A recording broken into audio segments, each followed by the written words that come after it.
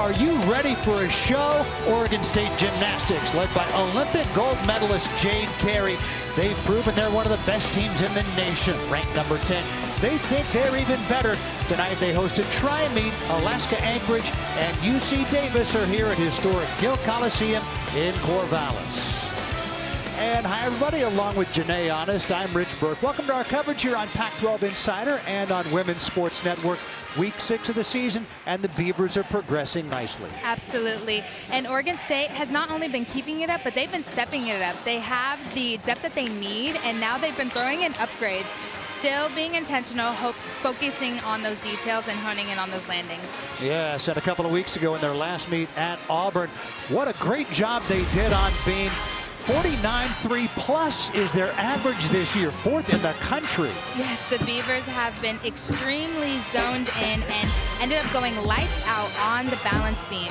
And that 49.525, I believe, is exactly what you want to see on the road as a score. And they stuck every single dismount, went 6 for 6, and you see Jade Carey flirting with perfection at 9.975, and they're going to change up her routine a little bit because they want to go for the 10. Yep, she's the school's career record holder in perfect 10. She has 11, but she's seeking her first this year. Is tonight the night she gets it? You got to stay tuned to find out. She will anchor every rotation for Oregon State.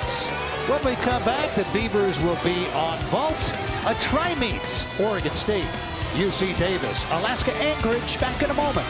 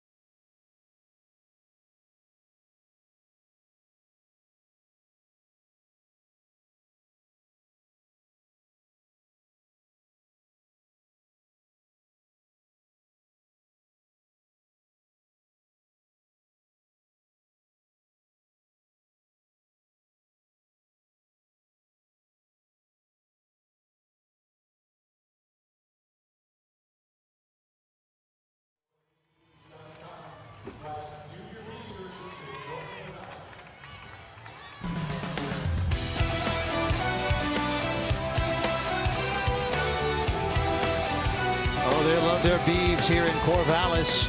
And that includes this gymnastics team has a chance to make the NCAA championships. Most of our telecasts feature 2 teams, and on those shows with alternating coverage of the teams and only one gymnast performing at a time, we give both teams equal time. Tonight, with 3 teams competing, they'll be performing at the same time on 3 different apparatuses. So we're focusing on the home team, Oregon State, and we'll show UC Davis and Alaska Anchorage as time and logistics allow.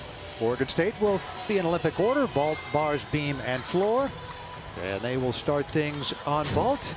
And Natalie Briones, a senior from Gilbert, Arizona, will start matters off for her head coach, Tanya Chaplin, in her 28th season as head coach. Led her team to regionals every year, to nationals 13 times in 27 years. And she says she loves teaching and helping athletes on their journey and how to transition to the rest of their lives. And Janae, that is the exact right approach. She isn't coaching just for this season. She's coaching these young women for what they're going to be in the next 10, 20, 30 years.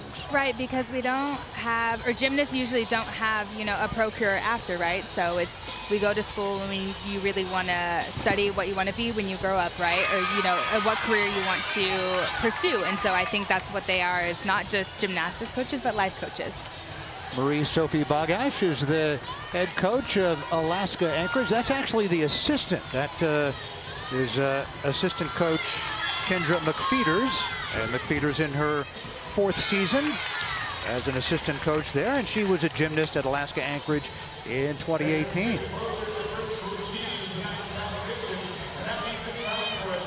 And there is Tanya Ho Gomez, the head coach at UC Davis. 3rd year for her alma mater, last 2 years of interim. After 3 years as a head coach, guess where? Alaska Anchorage, 2018 to 2020. One of the top gymnasts in UC Davis history and a member of the UC Davis Hall of Fame. The first Aggie ever to make 3 straight trips to the NCAA postseason. And there is the head coach for Alaska Anchorage, Marie-Sophie Bagash, her 5th year, former Seawolf gymnast, 2013 to 16. Get this. Graduated with a 4.0 GPA and a degree in aviation technology. I asked her what she did with it. She said, I was a bush pilot for 5 years. I said, you're kidding. And she said, I said, how many trips? She said, thousands and many adventures. She was a bush pilot for 5 years and now is coaching gymnastics. Yes, and actually a transfer from Talladega is studying aviation as well. And so it's just really cool that they have that opportunity to pursue that dream career, it seems like. Isn't it? What an incredible background for Marie-Sophie Bagash, the head coach for the Alaska Anchorage Seawolves. Natalie Briones. Then Sage Thompson, Sophia Esposito, Caitlin Garcia. And Briones, a senior from Gilbert, Arizona. Last year was in every vault and bars lineup, competed 5 times on floor. This time, so far this year, just vault and bars. Last meet had a 9.8 leading off the vault lineup after a season high, 9.85 the previous meet. She's a very solid lead off, very clean. Yurchenko full, just the slightest hop back. Great start for the Beavers. And so while Oregon State's on the vault, UC Davis is on bars, and Alaska is on floor. Our first of 2 tri-meets over a 4-day period at 6 o'clock on Monday. Alaska Anchorage will be here again, along with the University of Washington. It's a couple of old Pac-12 foes get together. So much gymnastics going on. I feel like the audience has a lot to look at, a lot to focus on. Yes, they do. And many eyeballs will be on Oregon State. And Sage Thompson, the senior from Lehigh, Utah, has gotten progressively better in her vaults. They're a 9.75, then a 9.775, and last meet a 9.8. Looks like it's actually Sophia that'll be going next. Maybe they swap the lineup. Sophia Esposito. So no Sage Thompson. It's Sophia Esposito. Last meet had a 9.7 at Auburn. In the previous meet here, at home, scored a career high 9.925. Sage Thompson will be going 5th, just ahead of Jade Carey. Awaiting the score for Natalie Briones.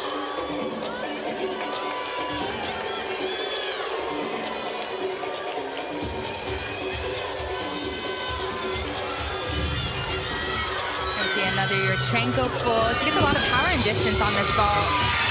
Very clean, a beautiful landing. Got those heels together.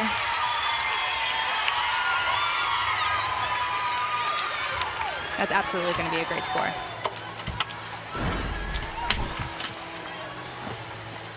Here's another closer look, and I just want you to notice her form. Her legs and toes are squeezed together, straight body throughout the twist, and just that hop back. In her last home meet, she had a career high 9.925. How close to that is this one? I think it's going to be pretty close. This does start from a 9.95, so I think it'll probably be a 9.875-ish, so maybe a little lower only because she didn't stick it.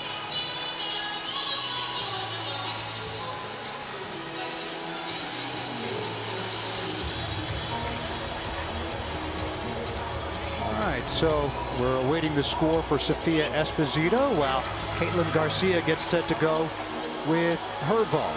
She has a vault with a 10-0 start value. Started 9.775s each of the past 2 meets. Her high this year. She's been in every vault lineup since the beginning of her sophomore year 2 years ago.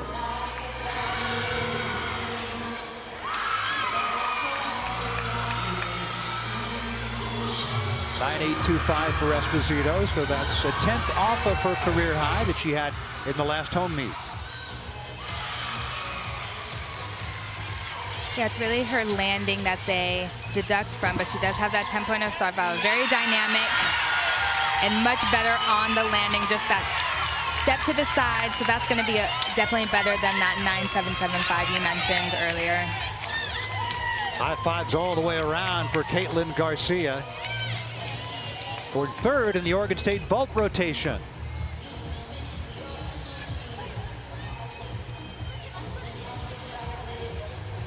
You can tell she's happy with it too.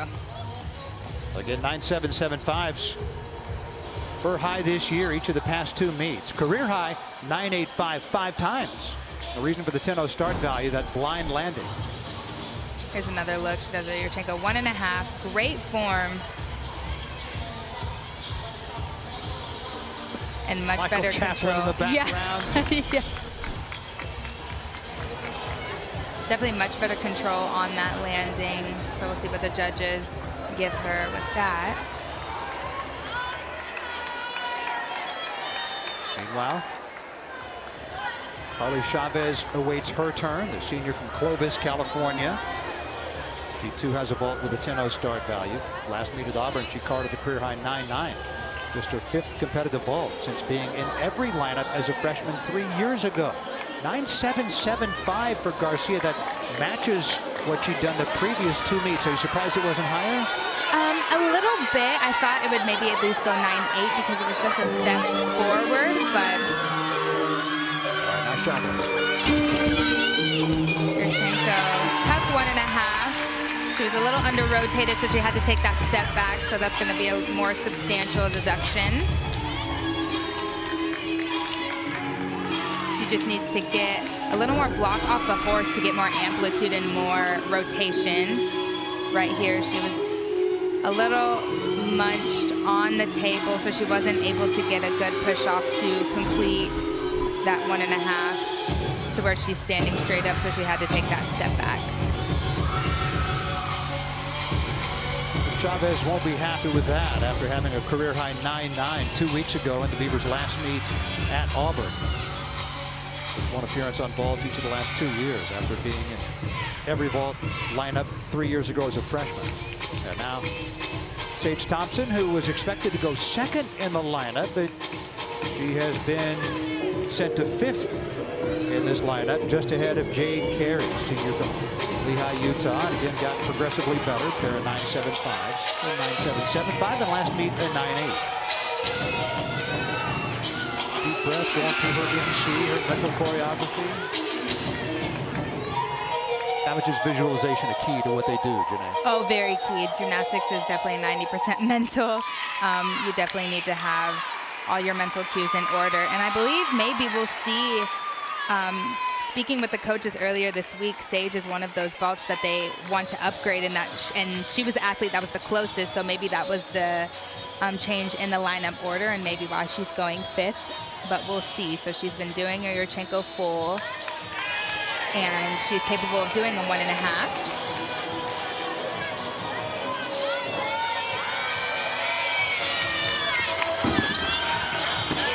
She goes for it and finds her feet, and she is ecstatic. So yeah, this is what the Beavers want. They want more of those 10.0 start values, and Sage is one that has stepped up to the plate, and I think that's why they moved her later down in the lineup. Just to kind of take 9.85. Yep. That was good. She landed just slightly short. She wants to land more with her shoulders above her feet, so she doesn't have to take that step to the side, but she was ready for that landing for sure. And how much is that deduction? That deduction, step to the side, is going to be definitely around that 10th or a little bit more. It kind of just depends what the judges want to take, but you definitely don't want to take a step backwards when you are landing forwards, because that just means you're under rotated and the judges can take more. So it has not been a great vault rotation for Oregon State so far. Briones 9.75, Esposito 9.825, Garcia 9.775, Chavez 9.7. There's Jade Carey waiting Sage Thompson's score, and the go-ahead for the three-time Olympic medalist. Won gold on floor in Tokyo in the summer of 2021. Last summer, team gold with the Golden Girls in Paris. Also bronze on vault. Carey, one of the Golden Girls, along with Simone Biles, Suni Lee, Jordan Childs, and Hesley Rivera. 9.85 for Sage Thompson. That matches her career high. And now here's Jade Carey, seeking her first perfect 10 this season. Down her vault back doing a Yurchenko 1.5.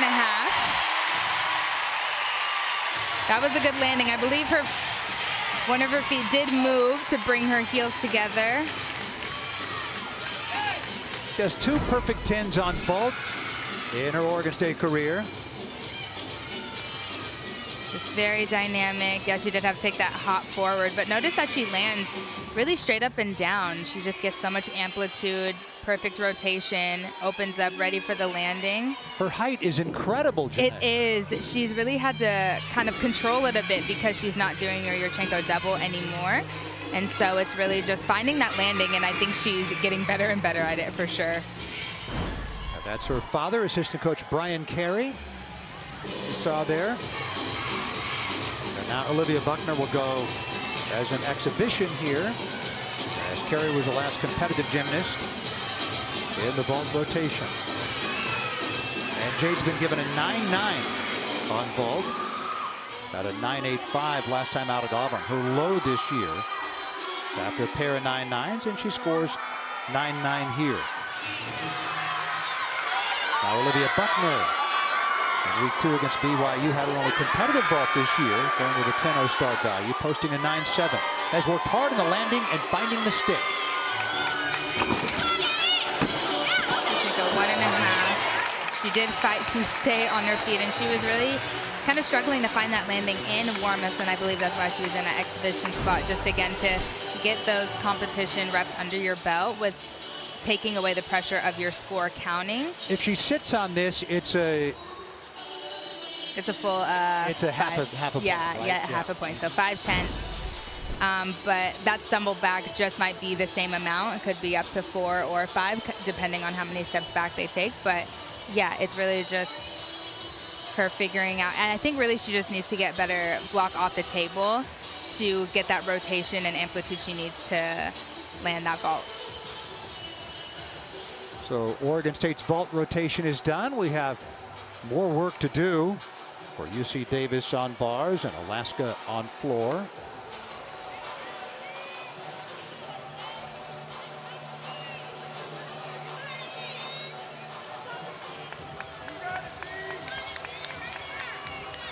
Ayumi Oshiro in her bars routine, hoping to put a red line through the last gymnast. Oshiro, sophomore from Belmont, California. Carlmont High School out of San Mateo Gymnastics.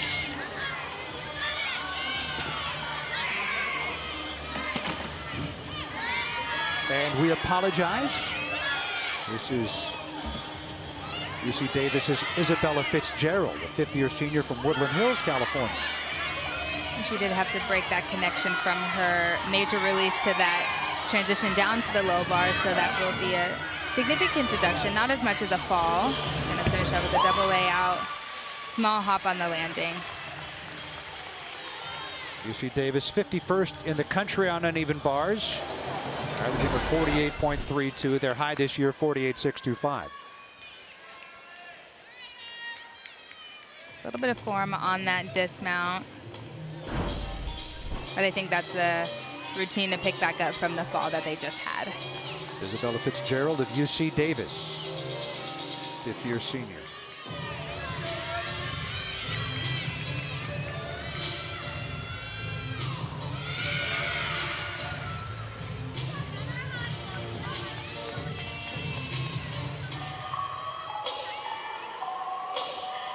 Our first of consecutive tri-meets here. Washington and Alaska Anchorage will be here on Monday at 6 o'clock. Pac-12 Insider.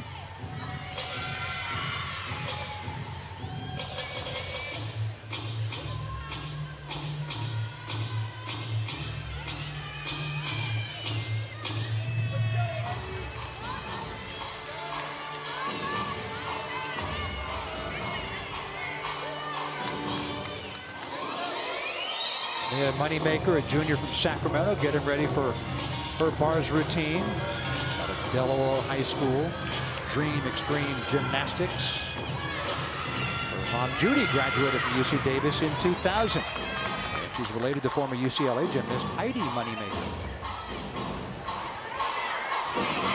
2 years ago, the Mountain Pacific Sports Federation Freshman of the Year, Amelia Moneymaker. Tied as the school record holder on bars, 9.925.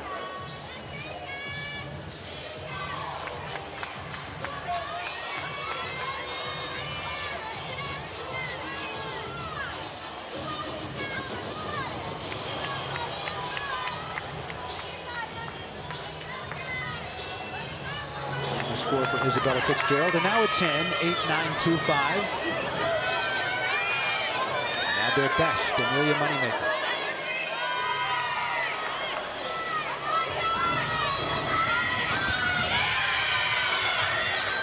Beautiful Maloney directly connected into a bail. Slightly short on that last pass handstand, gearing up for that huge double layout. Had to take that step. But she is happy with that, absolutely. Again, her career high 9.925, also tying the school record. Amelia Moneymaker. And speaking with Davis earlier, they're still looking to hit a meet, so that's one of their big goals. Bars has kind of sort of been a struggle for them, so it's really just getting the gymnasts to stay on the bar and have no falls. That is the big key. And now true freshman Hannah Boyd on floor for Alaska Anchorage. Plymouth, Minnesota native. Wayzata High School, Revolution Gymnastics, her club. Season high on 4 here in her freshman year, 9.75.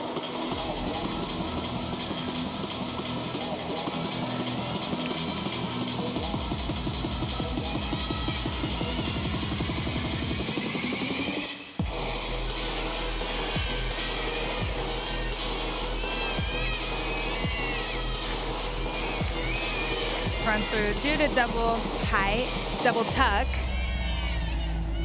They're gonna have to take that extra deduction for going out of bounds. 1/10 for each foot. Yes, yes, yes, yes.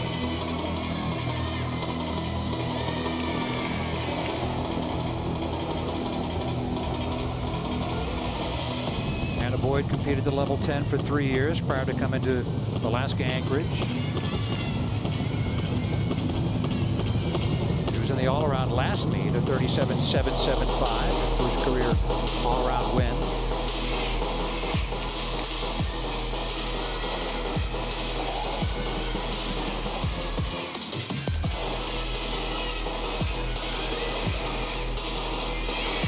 Double pike. Was able to pull it around, landed with her chest a little bit low, so that's going to be a bit of a deduction there as well.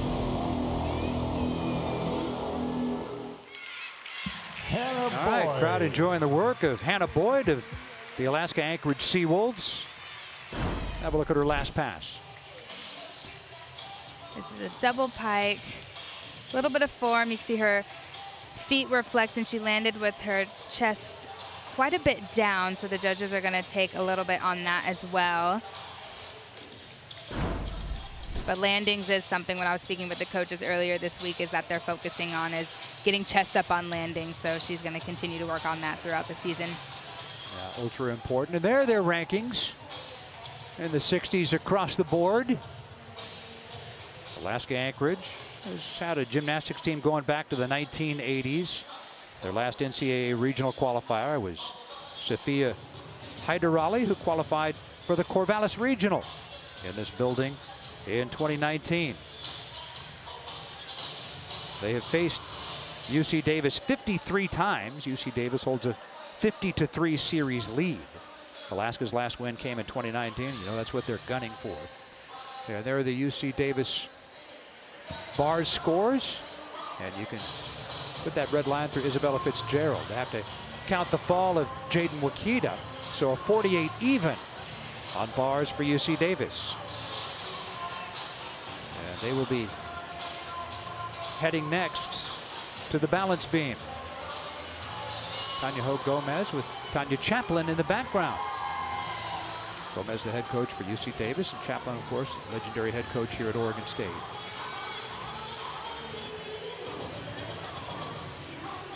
Montana Fairbairn getting ready to anchor the floor lineup for Alaska Anchorage. Senior from Strathmore, Alberta, to Strathmore High School, and then Ken Gymnastics, her club. Season and career high on floor, 9.85. She's done that 2 times, topping her previous career high of 9.825. The coaches kept going on about her very positive, outgoing, positive energy, which we'll get to see in this floor routine. And that really helps your teammates, doesn't it? Absolutely. I think it's your time to really show your personality, and so I'm glad we get to see that. And she also played a big part in fundraising her freshman year, because this is Alaska's second year back on school funding. So they've really fought to keep their program. Rich Burke, along with former UCLA gymnast Janae Honest.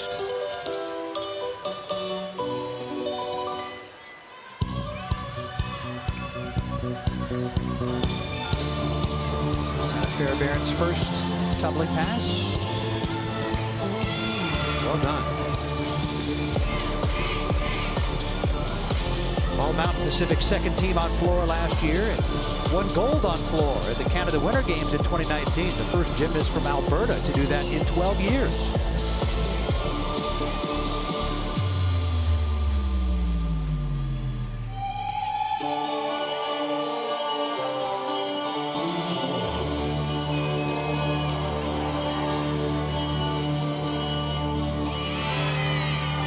Beautifully, it's very dynamic, hitting that 180 that the judges are looking for.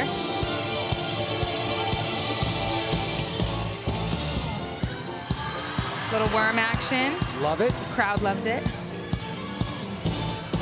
How much can that help your score? I think it just adds a little razzle-dazzle, some flair.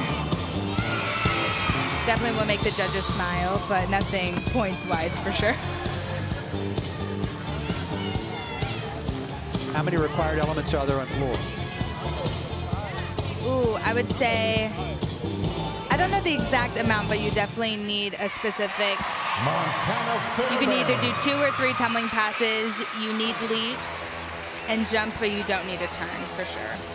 Montana Fairbairn, 9.85, the season and career high. Hard to find a lot wrong with that one, huh? Yeah, no, that was definitely a good finish to the rotation for them. Strong on floor and beam. Also decent vaulter, Montana Fairbairn, the senior from Alberta. Anchoring the floor rotation for the Seawolves of Alaska Anchorage. This is their 5th meet. They've had a team high of 192.5, came in a quad meet at UC Davis on January 19th. School record score is 194.2.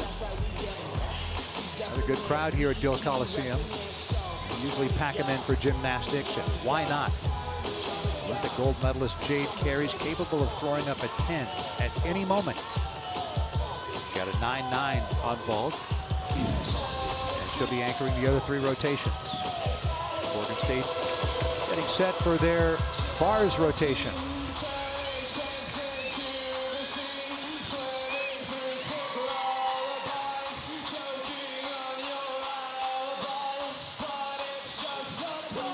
We're going to have an exhibition from Brampton, Ontario native Haley Perkins of Alaska Anchorage. An exhibition on the Holy Cross Catholic Academy. What team was Adrenaline Gymnastics? A non-counting routine, but important to Haley Perkins nonetheless.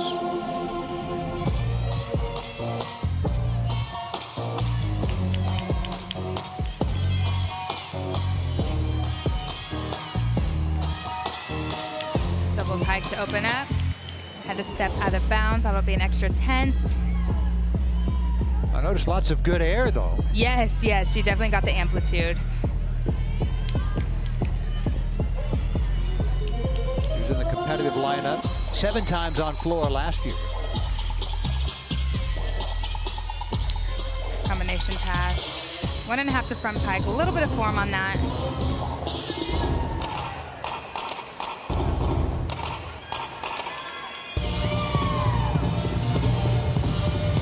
Two years ago was a bars specialist, and then 3 years ago, 10 meets on bars, 9 times on floor.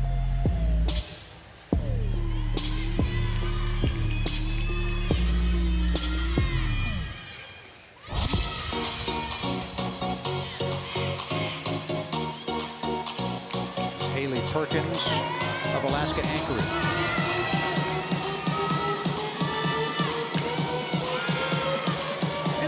Unique last pass to round off the width to a 1.5. Mic drop.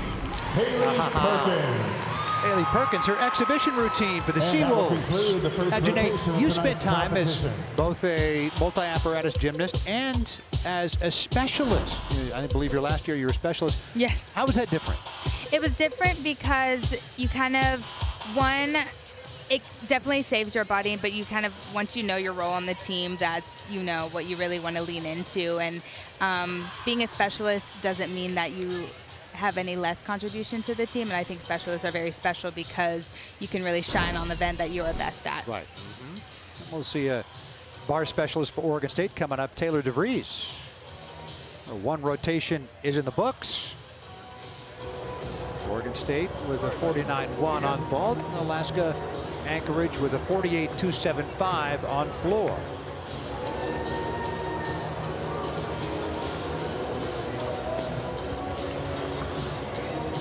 The 49.1 on vault for Oregon State is actually 3/4 of a tenth better than their season average.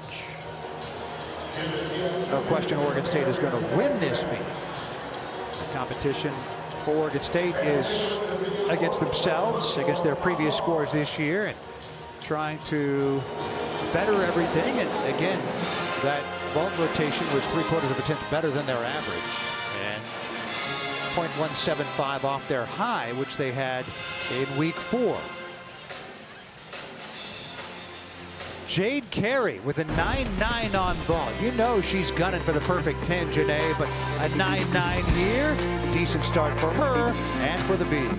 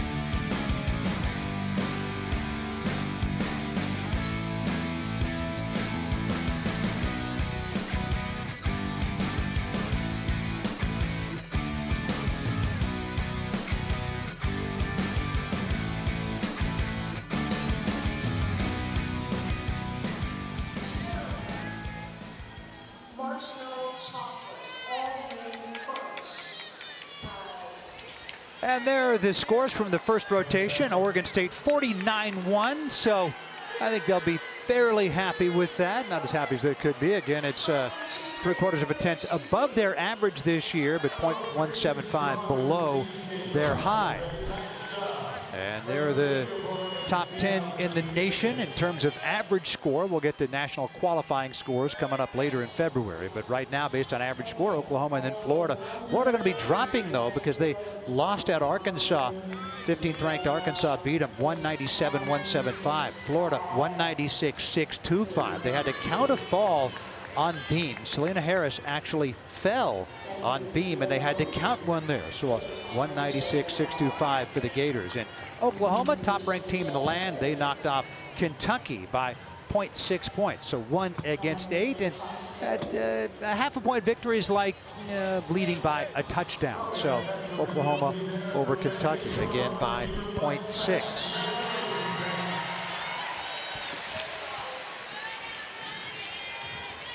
Jade Carey practicing her bars routine. And we'll start off with Francesca Casso, and then Natalie Briones, Taylor DeVries, Jennifer McMillan, Sage Thompson, and then Carey, with Casso and DeVries being bar specialists.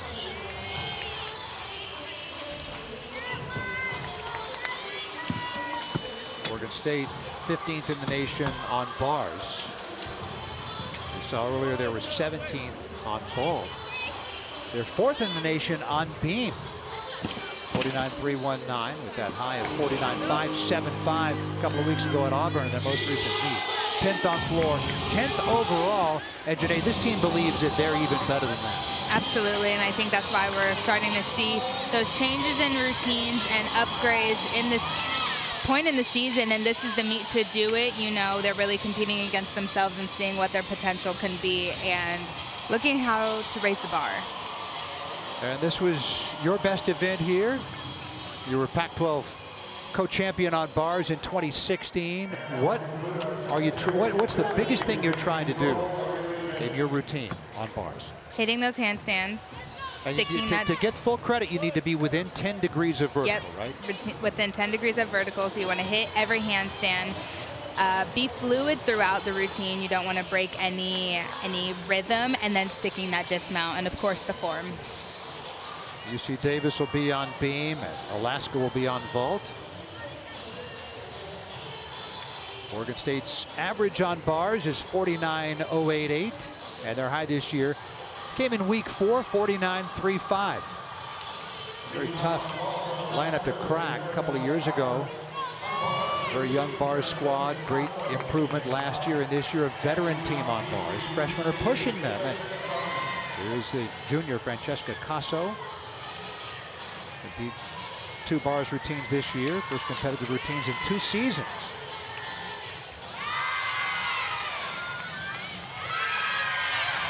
Beautiful combination, Maloney to a pack salto. Really held that handstand. Absolutely. Hitting it is good, but if you want to hold it, that's not bad either. And stuck that dismount. Big fist pump from Michael Chaplin. And why not? Francesca Casso. Her high this year in 9.825 3 weeks ago. Career high at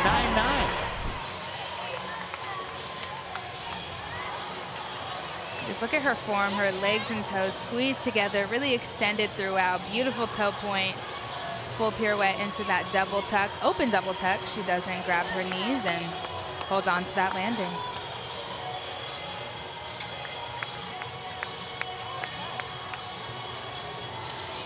Casso, the junior from Santa Monica, California. Her father, Mark, was a gymnast, and as a freshman at UCLA in 1980, broke 2 vertebrae in his neck on a tumble and was paralyzed for 90 minutes. Doctors fused his spine using a bone from his hip, and 10 months later he was competing again, and a year later made the U.S. national team. 3 years after that was on UCLA's 1984 national championship team, and he later spent time as an actor and stuntman in Hollywood. Actually played the role of Leonardo in the 2nd and 3rd Teenage Mutant Ninja Turtles movies. That's Francesca's father, Mark. 9.825 for Francesca Casso, and that matches her high this year. And now Natalie Briones at a 9.75 on vault. The Beavers' most recent meet 2 weeks ago put up a 9.75 on bars after a 9.85 and 9.825 the previous 2 meets. Natalie has excellent form on this event, and handstands are locked in. She's very consistent when she's up on the uneven bars. A little shy on that last pass handstand. Gonna finish her off with a double layout. Slightest scooch forward, but great routine. Her career high in 9.9 4 times, including 3 times last year, the last at the Arkansas Regional. It's another look at that dismount. Body stretched throughout the air, double layout. And her feet moved ever so slightly forward. Natalie Briones, a senior from Gilbert, Arizona. Brother Brandon was a gymnast at Stanford, last competed in 2023.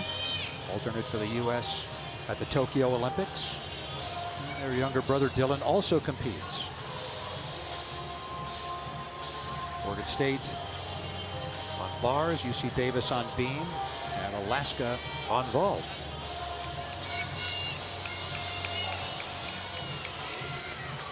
Taylor DeVries getting set to go for Oregon State on bars. She's gone 3rd each week. High of 9.85 2 meets ago. The last meet at Auburn had a 9.8. So largely a bar specialist. And Janae, your last year when you were a bar specialist, how much of an emphasis does that put on that one? I mean, obviously it's your only thing. So yeah, you get to focus on that. But at the same time, there's a lot of pressure. It's like, well, this is all I'm doing. I think when you get into that mindset, you really don't want to think, oh, this is all I'm doing, and you put so much pressure on yourself, but really just, again, trusting in your training and knowing that, hey, this is what I'm good at. This is one of my better events. Let that speak for itself and really shine on this event.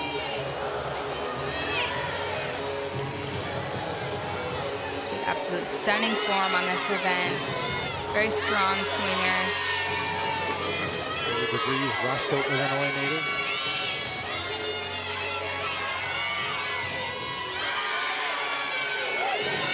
Beautiful handstand right before the dismount.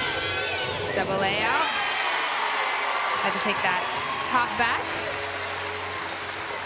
All right, Taylor DeVries.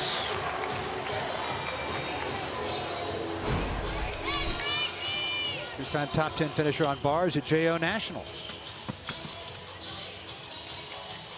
And speaking with the coaching staff, they mentioned that they've really improved the landings and they now have depth on bars, but they still want to dial in on the sticks. You know, they really want to stick more and have solid routines and strong finishes. So. And the tiny hop is how much of a deduction? It depends. If it's a little scooch, I think Natalie had a small scooch, and that'll be more of a 1/2 tenth. The hop that we saw from Taylor just now is more of in the 10th range. Okay. Jennifer McMillan getting set to go for her bars routine for Oregon State. Awaiting the score of Taylor DeVries.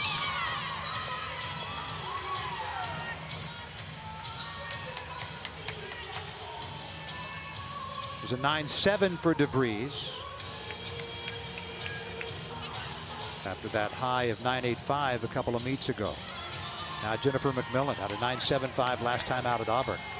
Her high this year at 9.925 in week 1.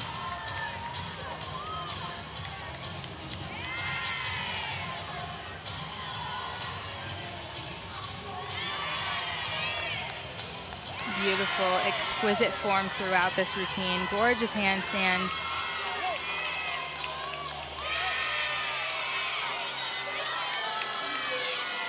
Another double layout dismount.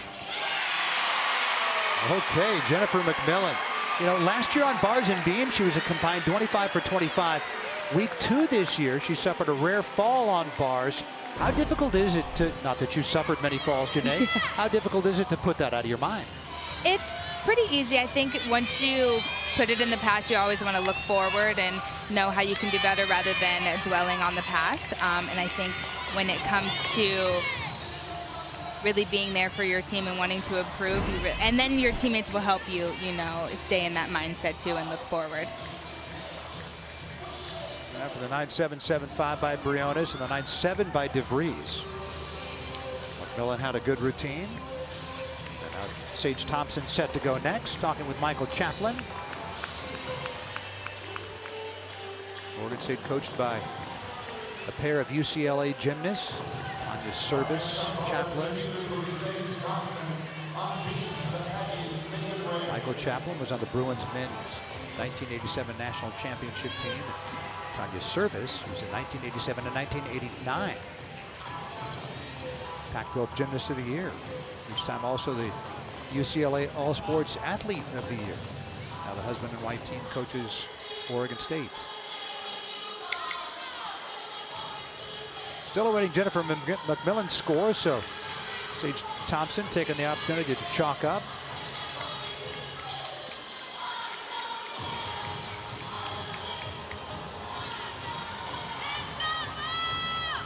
What's it do to you, Janae, when you have to wait? If anything, it just gives you more time to stay in your zone. But every gymnast is different, right? You'll see some gymnasts go off by themselves and really stay in their zone in that way and more in solitude. And then other gymnasts, you'll see other teammates coming up to them, maybe their coaches kind of keeping them, you know, fun, dancing around and keeping them loose so they don't get too much in their head. So it really just depends what the gymnast needs. But the weight really is just kind of part of the game. Sometimes the judges take a little longer than usual. Just saw Montana Fairbairn's vault. Fairbairn for Alaska Anchorage. A nice floor routine a little bit ago.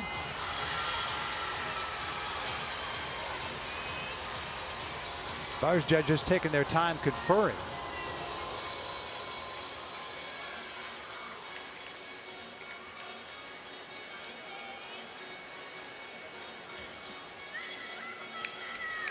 .985.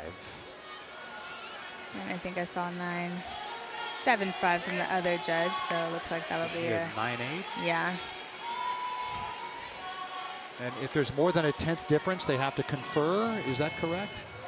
The two judges? Yeah, it is indeed a 9.8 for Jennifer McMillan. And now Sage Thompson had a 9.85 on vault. Seeking a bounce back after an un-Sage Thompson like 9.75 in the last meet at Auburn. Previous three scores were all 9.8 or better. She's actually changed this routine as well, so we saw an upgraded vault from her and a different bar routine. Again, they're trying their best to get as close to a 10 as possible, so this is the meet where they're trying out a new routine for Sage to increase her score. Lining up for dismount, and she hits it. Sage Thompson had a perfect 10 as a freshman while at Utah 3 years ago.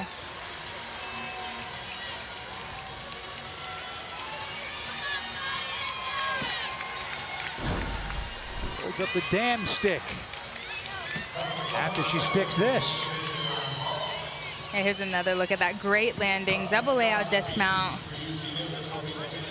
Her heels might have come up a little bit. And then, yes, she did take a tumble right here, maybe missed a step. They're not judging at that point, though, yes, right? they are. I mean, gymnasts, for all their ability on the apparatuses, are renowned klutzes away from them, aren't they? Yes, take us out of the gym, and we are extremely clumsy, surprisingly.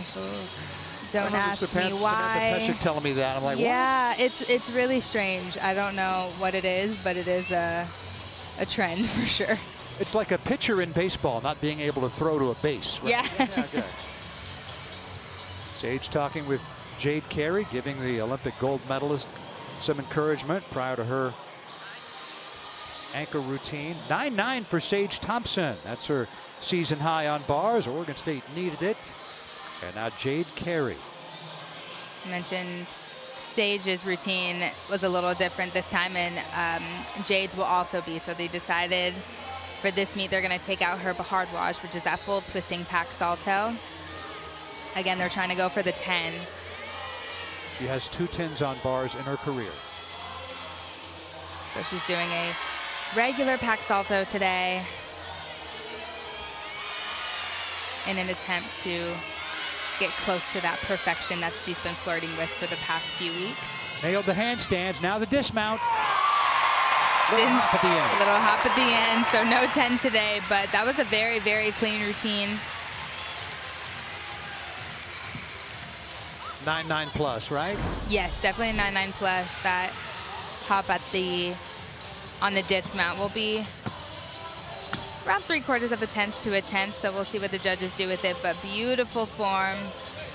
Really hitting that vertical, exactly what the judges are looking for. Her handstands are so good. Yes, she's just, you expect nothing less from the Jade Carey. Just another look at that dismount. Had to take that hop forward. So we'll see if she sticks with that routine. That was a very good one. Great gymnast, delightful person.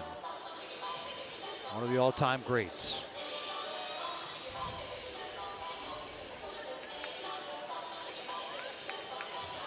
Sofia Esposito will exhibition on bars at a competitive 9.825 on vault. Hasn't competed on bars this year. Last year as a freshman joined the bars lineup for the final 8 meets with a high of 9.875 against ASU on March 1st. And Tanya Chaplin says she's looking stronger than ever, but this is a really tough bars rotation to crack with almost any other team in the country. She can win it.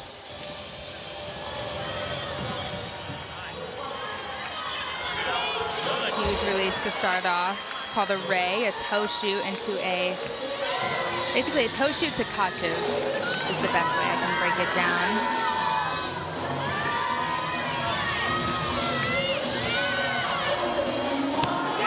And open double tuck. Doesn't grab the legs either, so. Sofia Esposito, Melville, New York native.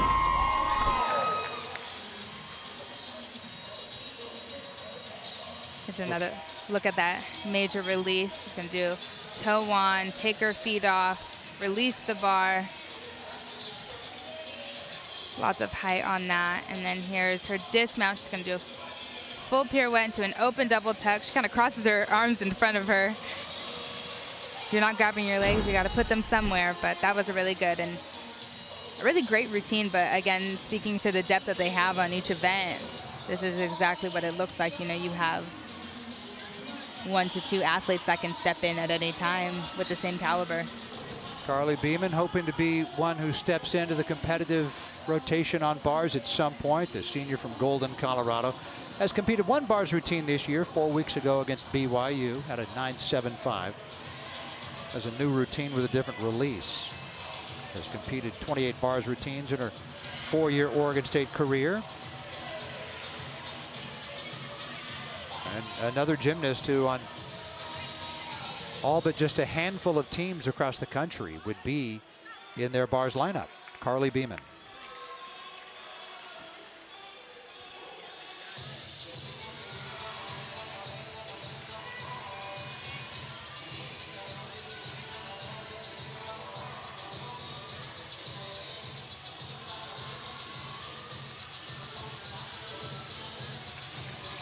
Beeman awaiting the score of Sofia Esposito, and now she has her salute, and she'll be off and rolling with her exhibition bars routine.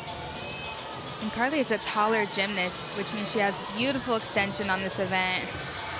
Right off the bat, look at her legs. How does that affect it, say, when you're winding up your dismount? You have to be more concerned about the lower bar. No, not really.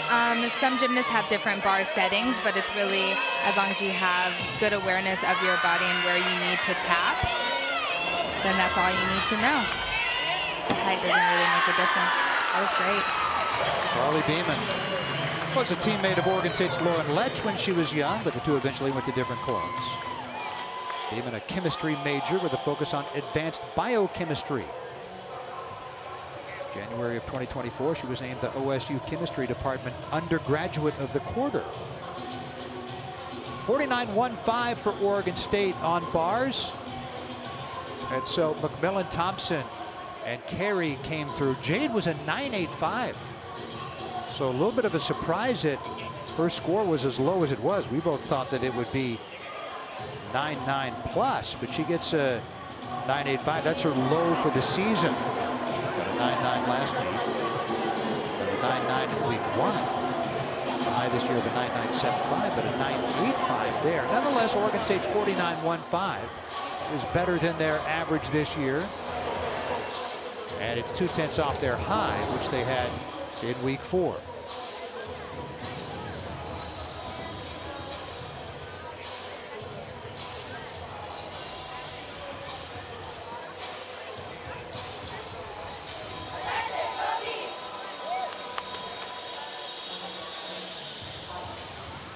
And we're joined by Katie-Anna Kell, formerly Katie-Anna McMillan, a former gymnast for Oregon State, Pac-12 Gymnast of the Year in 2017, and now 3rd year with the program as an assistant. Katie-Anna, your thoughts on that last rotation on bars for Oregon State? Yeah, I think it was really great. I think we're still working on those details, the handstands, the forms, the sticks, and you know, some come out and show really strong and some we still have to work on. So I think we're definitely climbing and building and in a really good spot for right now. And the Beavers went lights out on beam at Auburn. And what specific things have you been focusing on your athletes to go and do that well last weekend? Yeah, I think we're really just focusing on doing our normal and being super confident and attacking our gymnastics and doing it exactly like they know how to do.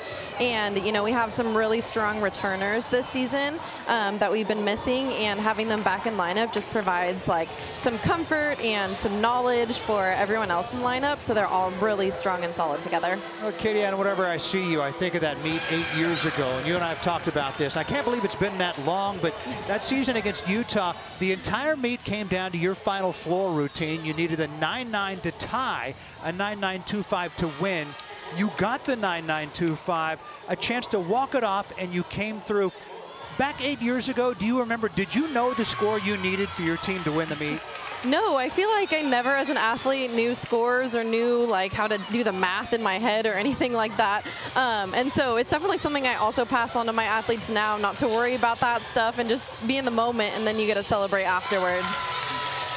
All right, well, we've really enjoyed watching Oregon State this year. How good can this team be? The goal is to be top 8 yeah, to definitely. get to the NCAA championships. How good can you guys be? Yeah, we can definitely be there. I think, you know, as we showed on vault, we're adding in some harder vaults, and we're just going to keep doing that. We're going to keep doing that on every event, and we're here to play. And some gymnasts are changing their routines a little bit to go for the 10 and increase that score. Do you look at the routine as a whole, or do you kind of already have an idea of what skills to switch up? We kind of look at it as a whole, and individually for each athlete. We play with a lot of different things in practice, and whatever they feel most confident with and what we think looks the best is what we're going to go with. How about these crowds here at Gill Coliseum? Yeah, they're amazing. They're one of a kind. I think there's nothing like being in Gill, and we hear that from other teams that come and visit us too. It's just everyone here loves gymnastics, and we have a good time. Yeah, they do. Okay, Katie-Anna, I appreciate your time. Good luck to you, and good luck to Oregon State tonight and the rest of the season. Thank you. All right, Katie-Anna Kell, special assistant to the head coach a couple of years ago, and officially assistant last year. And this, 8 years ago, the Pac-12 Gymnast of the Year for Oregon State.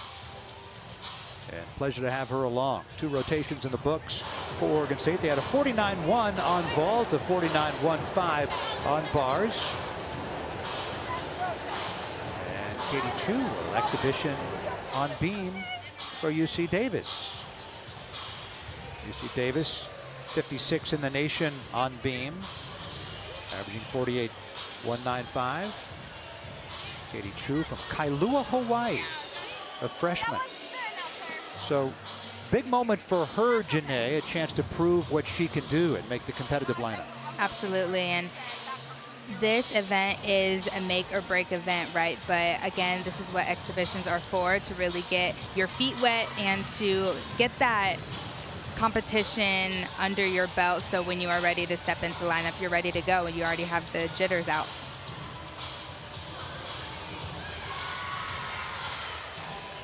Beautiful series to start off. She did a back handspring layout to 2 feet. Very unique.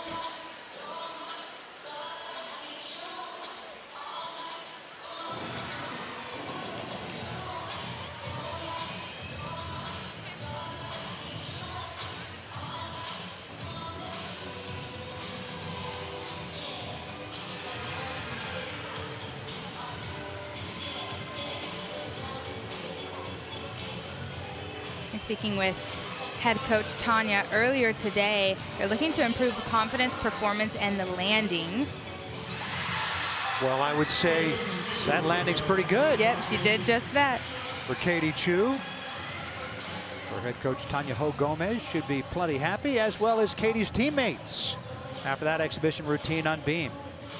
Again, there are 6 competitive gymnasts. You can have 1 or 2 exhibition after that. Get a chance to perform in front of a big crowd. Yeah. I think she'll definitely look into being in the lineup soon. That was a very great routine in the exhibition spot, so I think she's looking to break into it. UC Davis, 48.525 on beam. Their high this year, 48.775. Alaska Anchorage, 48.075 on vault. And their high this year, 48.225. Sage Thompson with a 9.9. The high on bars for Oregon State. And they count to 49.15.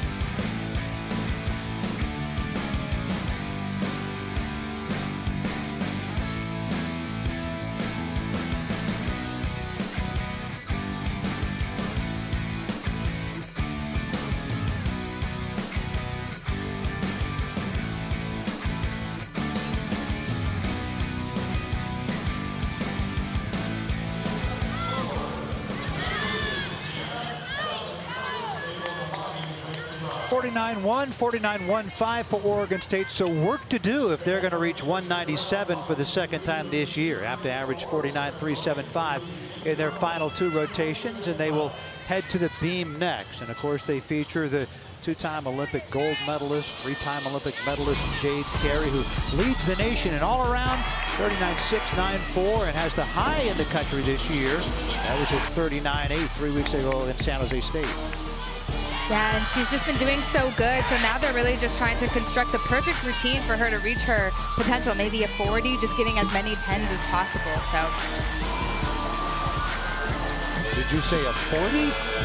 Yeah, the 40 is, you know, when you get 10s on all events, you know? Yeah. Back in the 1980s. Yes. Very unheard of, but we're still, you know, we're hoping Trinity Thomas would do it at Florida, and I think Jade is the next one we're looking at to maybe do it again. That iconic 40 back in February of '96. Mohini Baharjwa of UCLA, 39.975 in 2001, a quarter of a tenth off.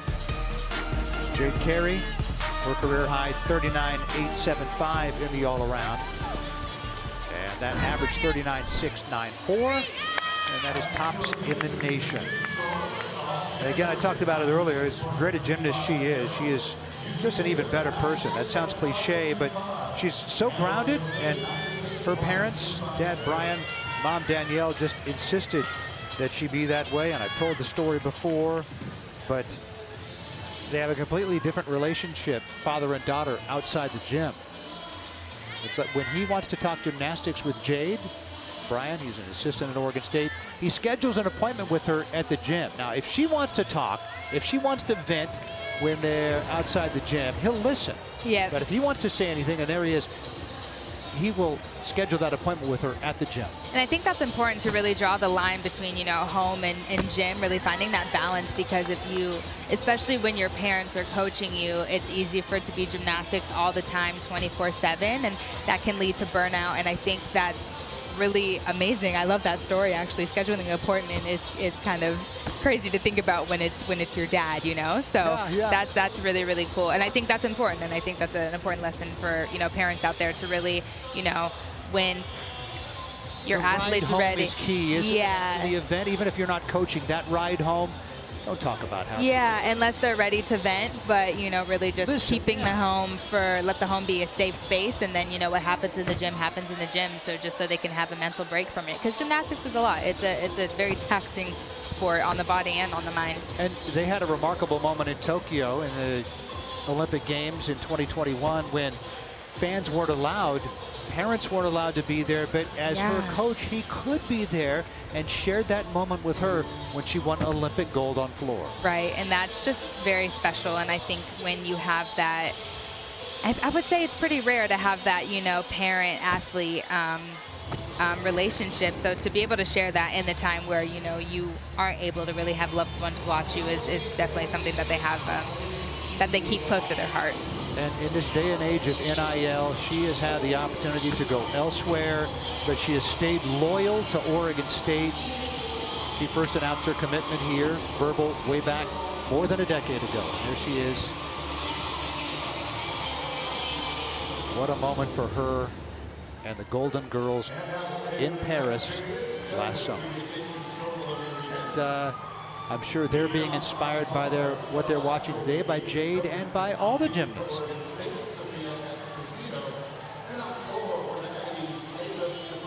Jade very much a leader on this team. She is anchoring this beam rotation as she does every lineup. And looking on is Tanya Chaplin. Talks things over with the leadoff Sophia Esposito, and then Jade, one of the three captains, along with Caitlin Garcia and Sage Thompson, has a final word for Sophia.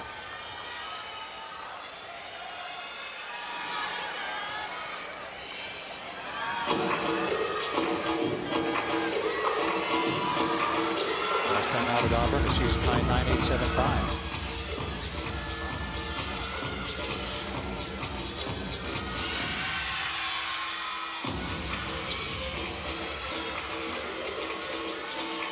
I love this unique, difficult connection to start off the routine. She's going to do a switch leap into a standing switch split, into a standing layout step out. Beautifully done.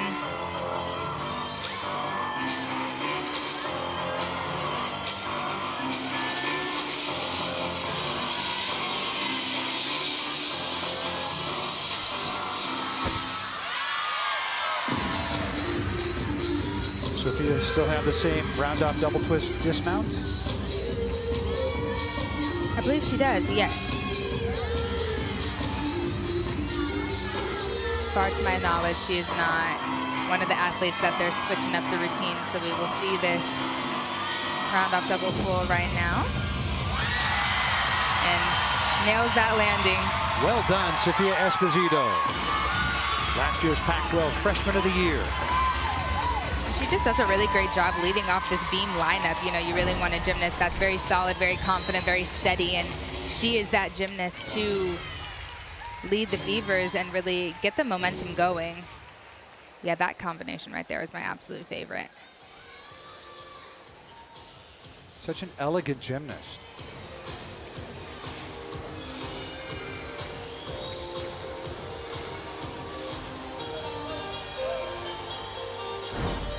Again, last time out, season high 9.875, career high 9.9 last year in week 3 at home against Brown University.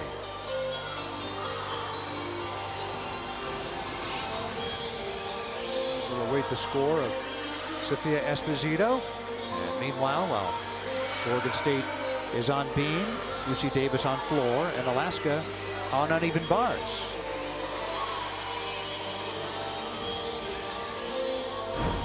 Davis Bafani got hurt on a tumbling pass.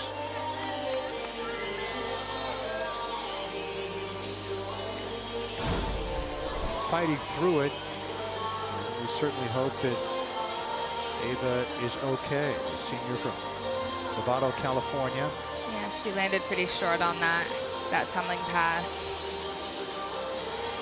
Her mom, Suzanne, former Suzanne Swanson, played volleyball here at Oregon State. Thank you, Janae, for that note. Yes, I thought it was perfect, especially being back in Gill. We hope Ava is okay. Olivia Buckner getting set for her beam routine for Oregon State.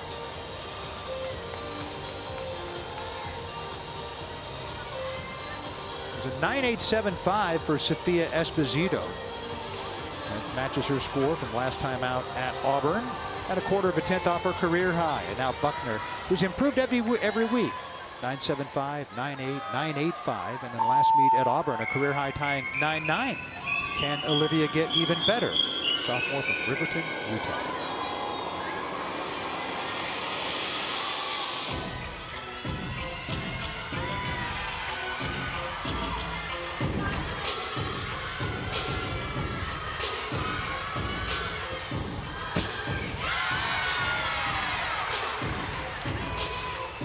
Beautiful series combination, and it's been really cool to watch her as a sophomore, really embracing the calmness and trusting her craft. I like the smile during the routine.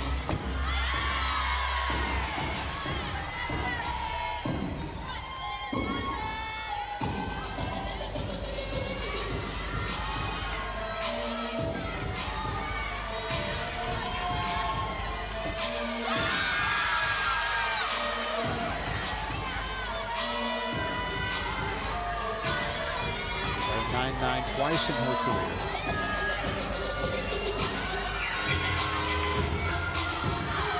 Back handspring for 1.5.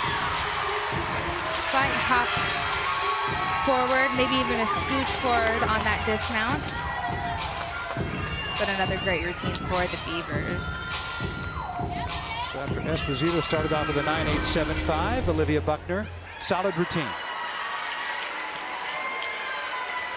Another look at that dismount. Back handspring step out to a 1.5. The slightest hop forward. To hit 197 for the second time this year, Oregon State would need to average 49.375 in these last 2 rotations.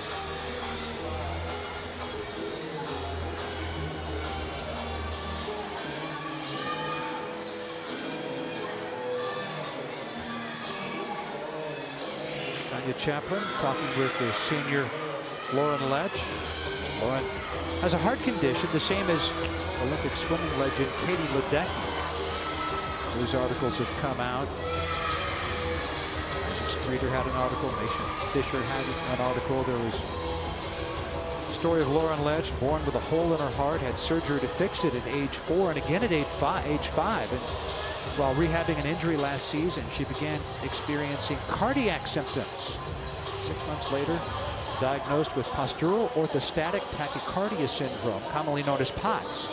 That's a disorder where a reduced volume of blood returns to your heart after you stand up and lying down. It can lead to lightheadedness or fainting and a dramatically increased heart rate.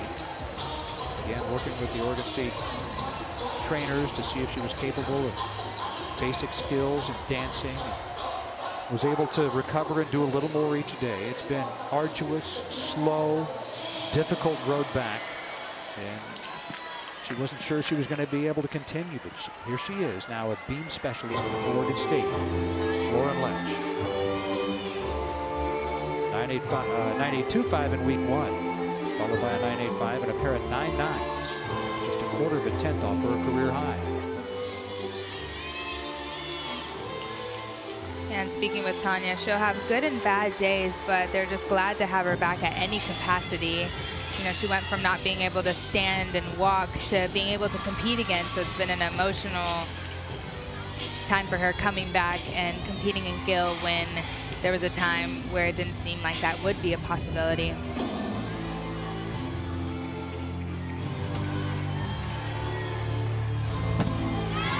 Last year, she remembers watching her teammates on TV, sitting at home, and she was compelled to get off the couch just to see if she was capable of doing a simple jumping jack. Lauren Lech.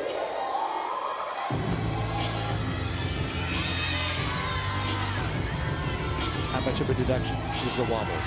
So that actually was a jump connection. So she was supposed to connect all 3 of those jumps together, and she wobbled in the middle. So it now depends if she's going to get that bonus that she needs, that connection that she needs to start from a 10.0, in addition to the wobble that she had.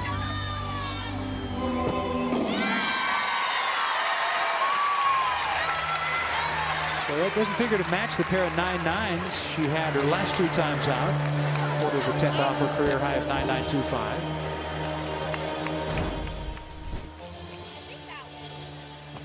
I love this dismount. She gets off the beam very quickly. It's the front gainer full off the side of the beam.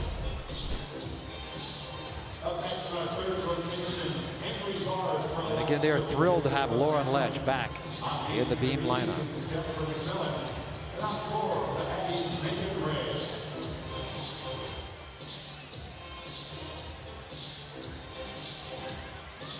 Jennifer McMillan getting some final counsel from Tanya Chaplin. McMillan had a 9.8 on bars. Second and final time we'll see her tonight. A couple of meets ago on beam. Beaver's last meet at home, she matched her career high with a 9.9. Then in the last meet at Auburn, put up a 9.85. She was told by her club coaches to focus on other events, that beam wouldn't be best for her in college. And even last year she said, I don't know if I'm going to be that good. But she's done well. Yeah, she has worked her way into this lineup, and she's stellar at this event. Not just good, but great. You know, she's a constant in this event. And so I think the coolest thing about college is that you can still elevate and reach your peak. You don't have to plateau in college or back out of events. You can still challenge yourself and get into events you didn't think you were capable of until, you know, you get under a new coaching staff, or, you know, yeah. Well, the smile from Jennifer as she gets set to go with her beam routine. Awaiting the score for Lauren Lech. And it's a 9.7.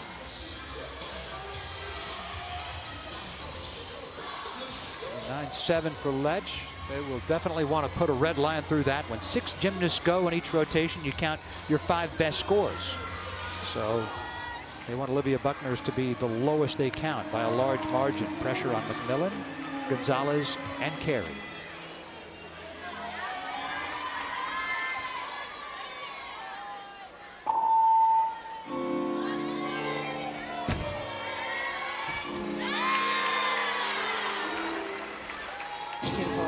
Front toss to a back handspring swing down.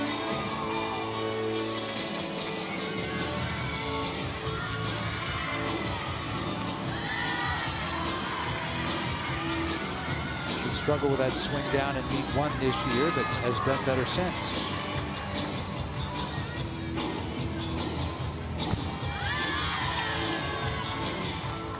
I guess that makes sense because it was a new series for her, so got that one out the way, and now she has it down to a science. Little balance check right there. Did her best to sell it well.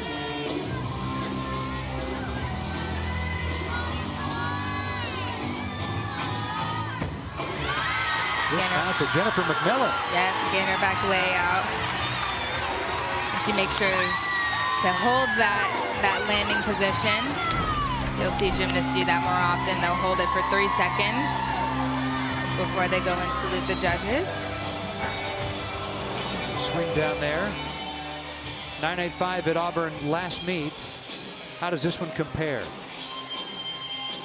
I believe it'll be maybe very close, but slightly under because she had that slight bobble after those jumps. Maybe?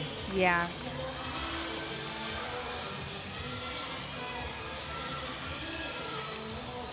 Sydney Gonzalez will be next.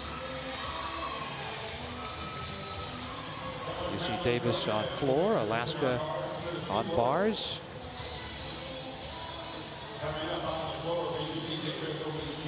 Again, when we're covering 2 teams, as we do in most of the meets, every gymnast gets their moment. We alternate back and forth. With 3 teams here, they're all going at once, and we're focusing mostly on Oregon State. And on the other teams as time and logistics allow. Sydney Gonzalez has gotten better as the season has progressed. 9.775s each of the first 2 weeks, a 9.8 in week 3, and then the last meet a 9.925. Has a career high of 9.975, including a perfect 10 from one of the judges at Arizona State, March of 2023. Sydney Gonzalez, graduate student from Newport Beach, California.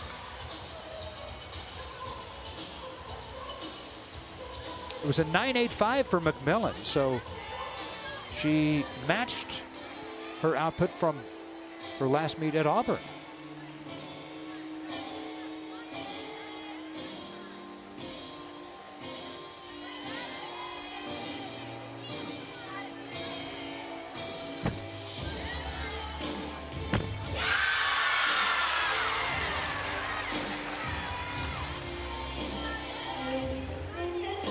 Crowd and her teammates love what they've seen so far.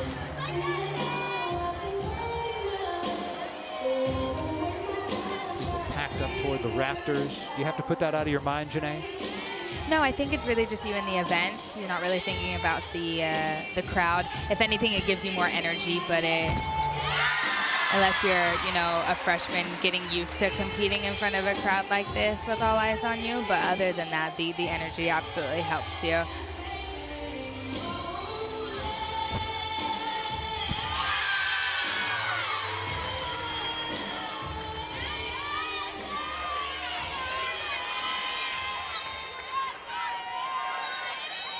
Sydney is just such a steady beam worker and brings so much experience to this lineup.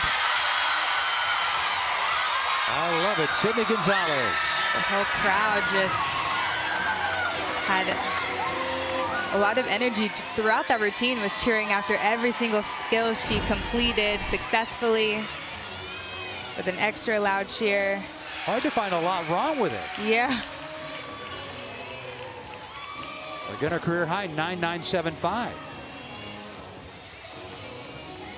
Season high, 9.925.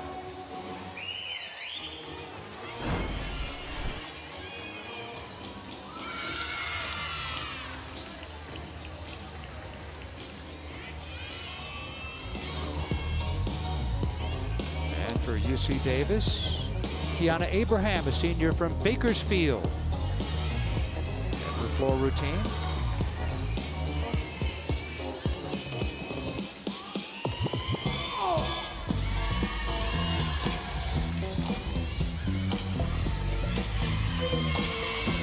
Tumbling back. Gymnast that packs a lot of power, and she started gymnastics late actually. She was a cheerleader first and got into gymnastics after. Wow. A great routine. She opened it up with a double layout and finished it off with that huge combination pass. Good show, Kiana Abraham.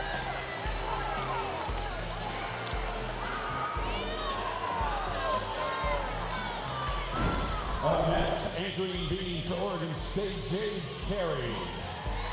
There's that final tumbling pass. Got lots of air, didn't she? Yes, absolutely. She truly gets so much air and so much amplitude, and that's what she's known for.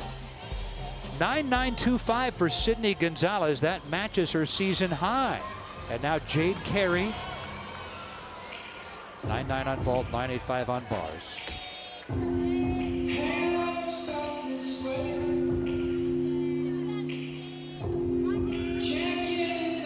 Has one perfect 10 on beam in her collegiate career. She's very solid and precise throughout the routine.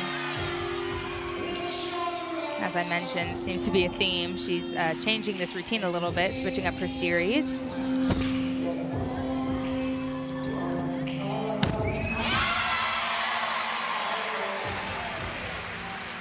Has a pair of 9.975s on beam this year, which means she got a 10 from one of the two judges in each case.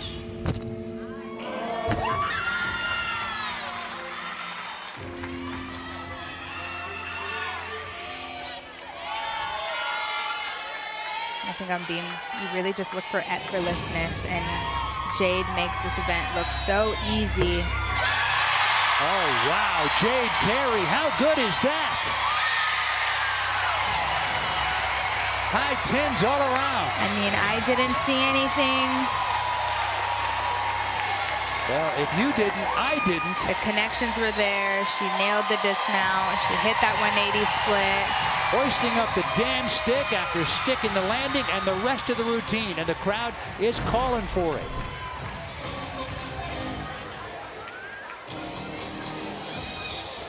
There's that series. Changed it up a bit. Front aerial to flick lay. So technically sound.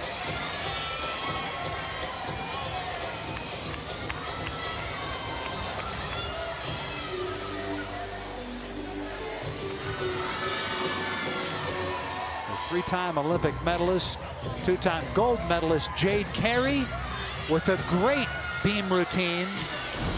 Just how good was it in the eyes of the judges? We wait.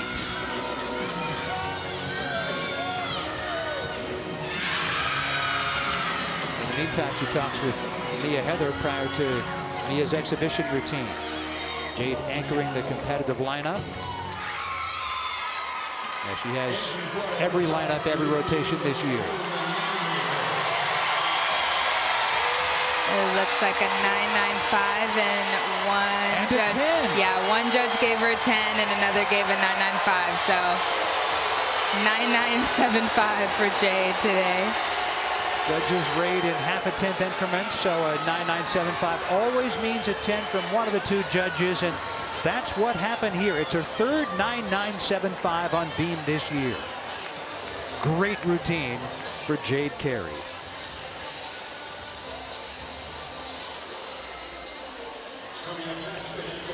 Paige Thompson, other teammates talking about it. It is always worthy of discussion, the things Jade Carey does. And now we focus on Mia Heather, the sophomore from San Francisco, has never competed on beam. Exhibition in the last home meet and had a 9.85 January 17th. She is pushing for this lineup.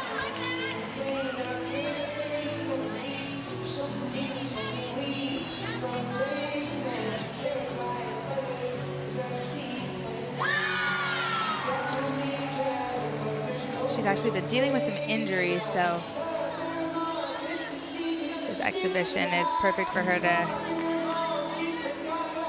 try and break into this lineup, even though they are ranked 4th. This is their best event. They have the depth. It is steep. Indeed it is. It hasn't had a competitive routine on any of the apparatuses in her career. But certainly an accomplished gymnast, took home 3 titles at the 2019 US AG Region 1 Championships. Won the all-around.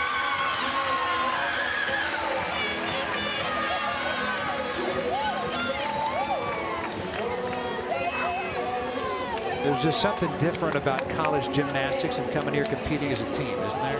It truly is, and I think, I know we talk about her a lot, but just coming from such a high level, Jade Carey, you know, and she just got back from the Olympics, right? And then coming into college where it's just more relaxed and more fun, where you can enjoy yourself and you can truly see it in her face and you can see how much she loves it here. And Amelia Moneymaker for UC Davis just put up a 9.9 in her floor routine. School record holder on bars. And also showing her stuff on floor. I believe she was up while Jade was going, and it was, from what I saw, the tumbling was good. Everything looked great. She was in control. So you're saying she was money? She was money. I know, what a great last name. Amelia Moneymaker. After Kiana Abraham's 9.9, we saw a portion of that, so they can draw red line through the 9.4 by Megan Ray. It's a 49.025 for UC Davis on floor. And that matches their high this year. Now one more exhibition beam routine for Oregon State. It's Carly Beeman's turn. We saw her exhibition on bars earlier. Carly has never competed on beam in college, the senior from Lauren Letch's hometown, Golden, Colorado. She did exhibition on beam 3 times last year with a high of 9.75.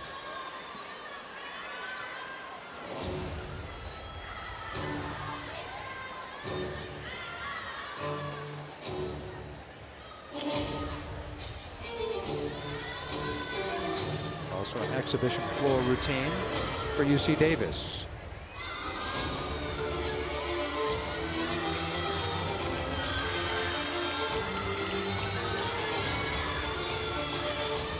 Opening up with a double tuck. Slid that front foot a little bit. That's going to be a bit of a deduction. You want to show complete control on your landings on floor.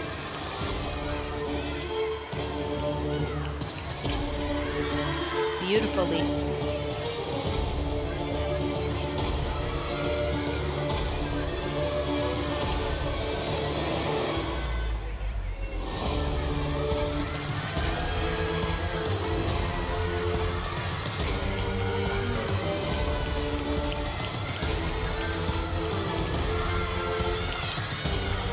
Punch front through to double pike.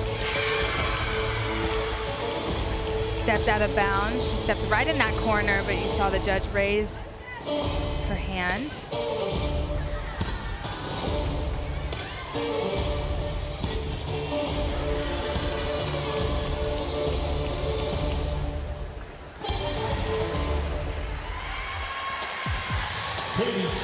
Eleanor Wiley, the freshman from Fairfield, California, Rodriguez High School. Exhibition floor routine for UC Davis. You mentioned she was a freshman. They actually have 6 freshmen on that team. It's a very young team for the Aggies. Carly Beeman now.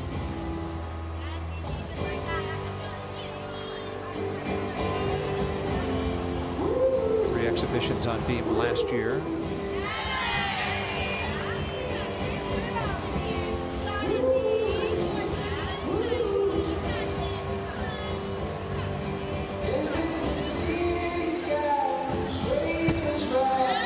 Bar specialist in her career, but showing what she can do on the balance beam.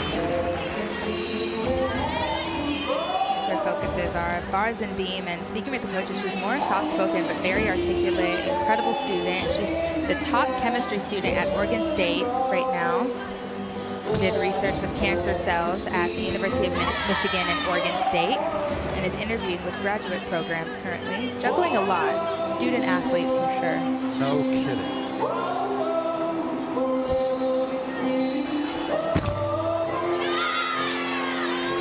Save it.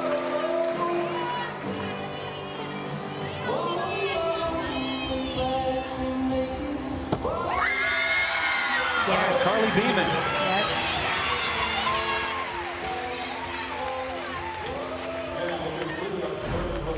Gonna get another look at that save. She does a cat leap into a front toss.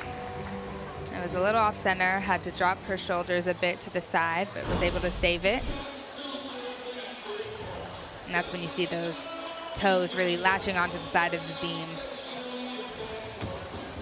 Andrew Chaplin talking to her team with 1 rotation to go. They'll head to floor and check it out, a 49.375 on beam, meaning they need a 49.375 on floor to hit 197 for the second time this year. If you're new to gymnastics, 196 is pretty good. 197 is very good. There's a big difference in that 1 point. And last time out, Oregon State missed it by 1/4 of a tenth and losing by 1/2 a tenth at Auburn. And now they got a shot with another 49.375 on floor to hit 197 for the second time this year. Yes, and that 197 range that they were talking about, once you get to that mid 197, that's when you're in big contention for the national championship, right? The higher you get and the closer you get to 198 is where you want to be at. So given that we're now in the middle of season, they're right where they want to be, and they just want to continue to build brick by brick. They had a 197.6 earlier this year. That's the 5th highest score in the nation in 2025.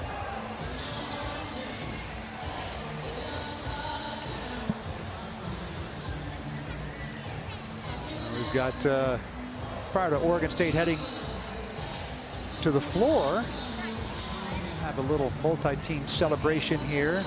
Always one of the more fun moments at these meets. And Janae, you and I were talking about it earlier. One of the things I love about this sport is that not only are your teammates rooting for you, but the opposing team is rooting for you as well. Yes, the sportsmanship is just unmatched and kind of like no other. You know, you watch football and basketball, you're so used to the intensity of the fans and everything, but even when it comes to the fans in the sport of gymnastics, they will clap and cheer for every team that's out there, regardless of, you know, what shirt they have on. And Jade Carey, the 9.975 on beam, her 3rd such score this year, still seeking her first perfect 10. There she is. Senior for Oregon State. There have been 3 perfect 10s in the country this year. Jordan Childs of UCLA has one on uneven bars and on floor, and Helen Hu of Mizzou one on balance beam. And Jade Carey has been so close a couple of times, and I thought in 2 home meets this year, one back about 3 weeks ago, and this one, that she could have easily gotten 10s on balance beam.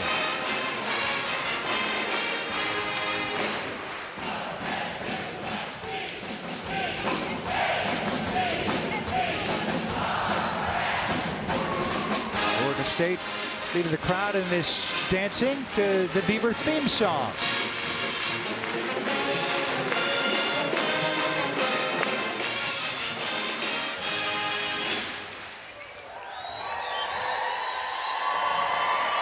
Good to have a good contingent of the band here. 3 rotations in the books. So as Oregon State heads to the floor.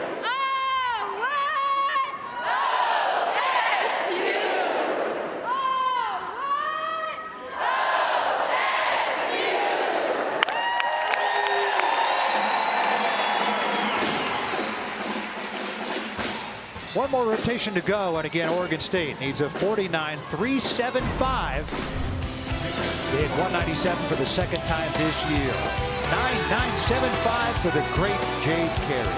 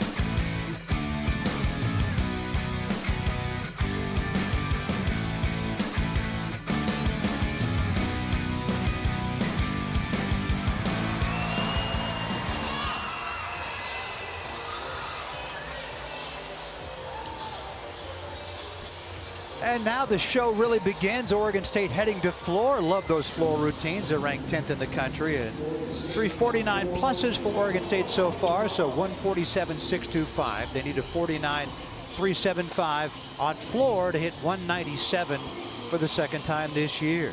Jade Carey will anchor things. She's in the middle of your screen right now.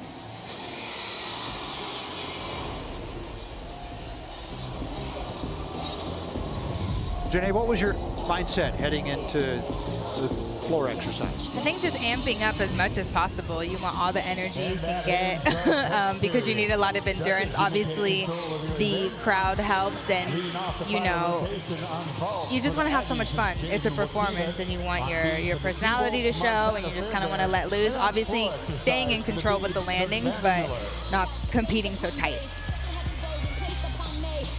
And Savannah Miller salutes the judges, and the junior from Waterford, Michigan gets ready to begin.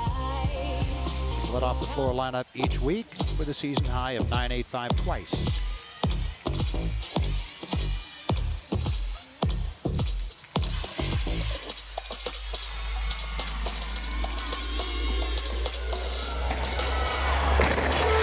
Height to open up. Beautiful job. Good amplitude, huh?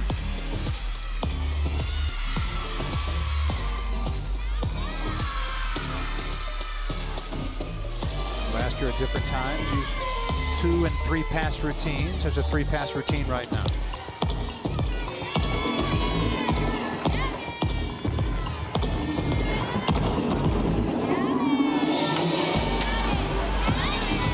Ground floor, you're looking for artistry, dynamic tumbling, leaps and control on landing.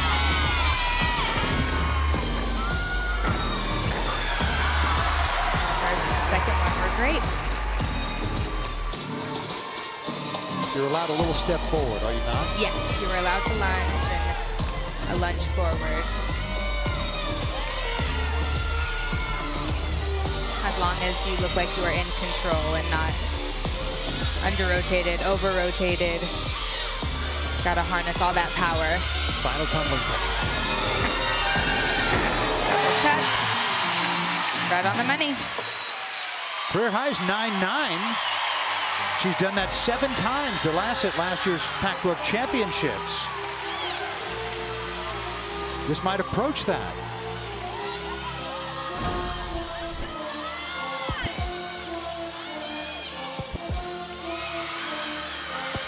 Really good for Savannah. Yeah, that was great. And I know we've talked about it before, how they tend to score a little more difficult on the first person in the lineup, but she didn't really give the judges much to take from. So we'll see what they give her, but it should be close to that 9.9, I think. Yeah, when you're leading off, you oftentimes get the short end of the straw in that regard. Season high, 9.85 a couple of times. She's led off the floor lineup each week. Carly Chavez getting set to go. And meanwhile, UC Davis on vault, Alaska on beam. Adiana Kell giving Carly Chavez some final encouragement. And still awaiting the score for Savannah Miller. Now Carly Chavez begins.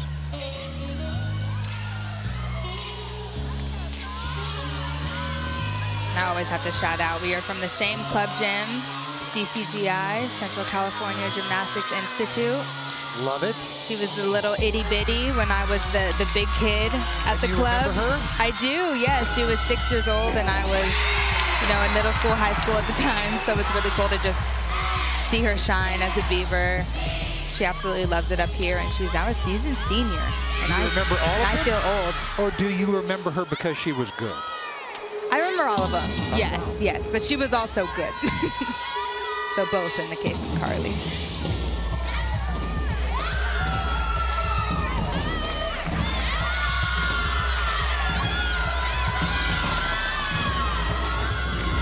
Combination pass.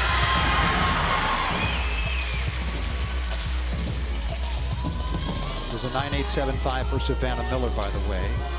quarter of a tenth better than her previous season high, a quarter of a tenth off her career high.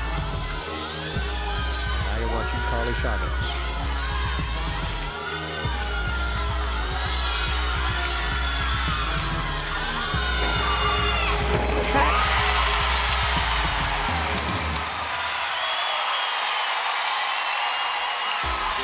That was a strong one. This one from senior Carly Chavez.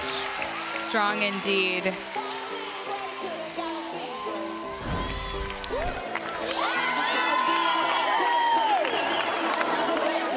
Look at that. Last pass, double tuck. Again, you want to see control on that landing. She got right to that lunge, got her arms to her side, and winked at the judges. A little eyebrow raise. Beavers need a 49.375 to hit 197 for the second time this year. That's an average of 9.875. And they had the 9.875 from Miller. And a good routine from Chavez. We will await her call. This is the new Moneymakers vault for UC Davis. Go full, beautifully done. Just a hop back on that landing, but great form, good distance. There's a reason why you see her in the all-around. Yeah, saw her 9.9 on floor. Very nice routine and a solid vault. A junior from Sacramento, Del Oro High School.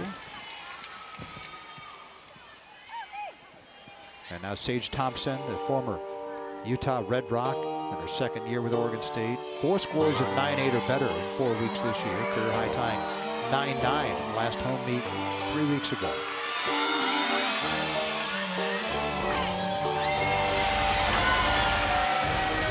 Beautiful. Just the 2-pass routine, how does that change things? It doesn't change things. It basically just means what tumbling passes are they doing. Usually when you see the 3 tumbling passes is they have an E pass, a combination pass, and then a regular, D. And when I'm saying these letters, it just means how difficult each pass is. But if you see the 2 tumbling passes, you'll most generally see them do an extra leap or a jump to make sure they have all the credit to have that 10.0 start value.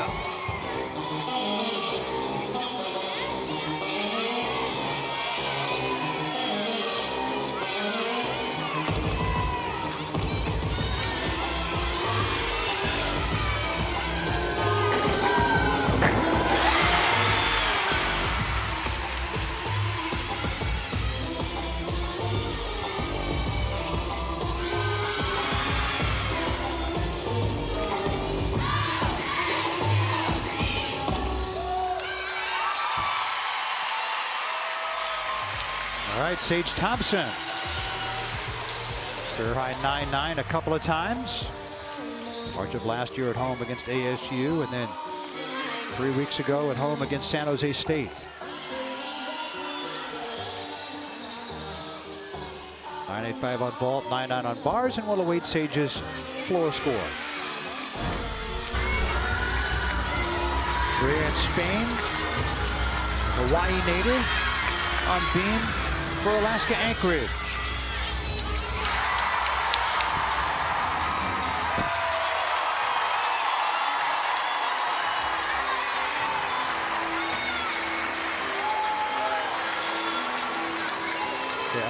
Hawaii native, Waiakea High School.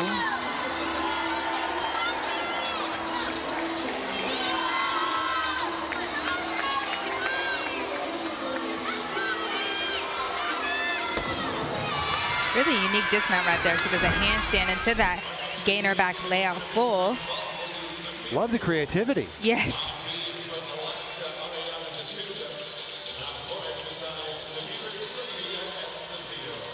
So in this tri-meet, Oregon State on floor, UC Davis on vault, Alaska on beam.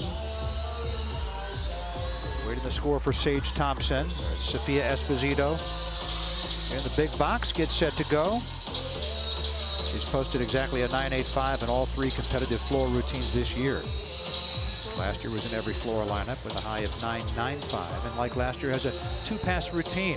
It was a 9.9 for Sage Thompson. At 9.9, the 3rd time in her career she's done that. She's matched her career high, and now Sophia Esposito.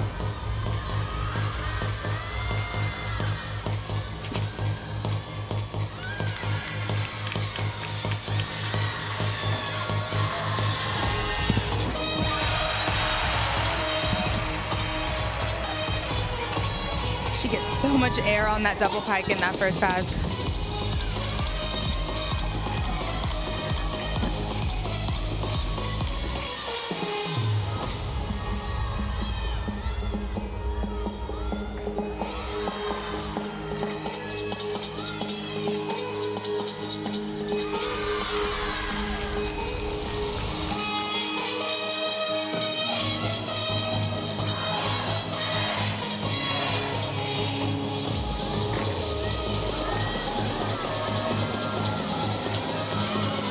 Give the OSU sign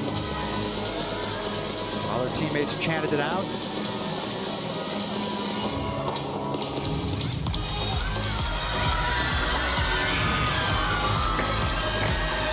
Last pass. Beautiful combination pass, that front layout to a Rudy. Another great floor routine for Oregon State.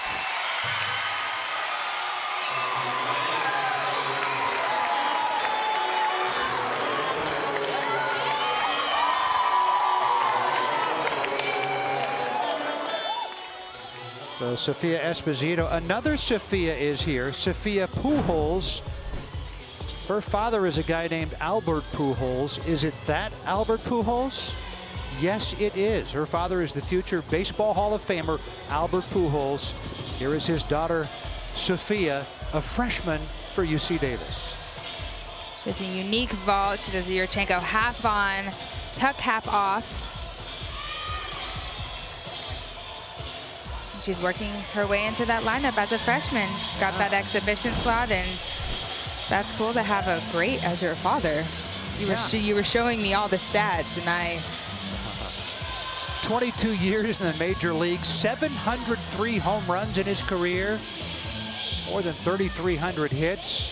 And his daughter, Sophia, a freshman for UC Davis Gymnastics. By the way, Dad can't watch right now because he's managing Leones de Escogido, Dominican Republic club team, in the championship of the Caribbean Series in Mexicali, Mexico against Charros de Jalisco. So he can't watch right now, but I'm sure he'll be checking things out later. Yes. Check the stream later.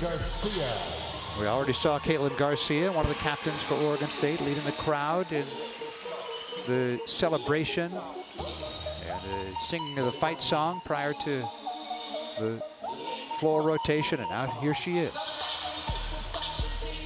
Waiting to score for Sophia Esposito before Caitlin can go, the senior from San Diego. A couple of meets ago, at a career-high 9.95 at home against San Jose State. Her best by half a tenth than in the last meet at Auburn, 9.875. It was a 9.9 for Esposito. Oregon State on track for that 49.375 they need for the 197.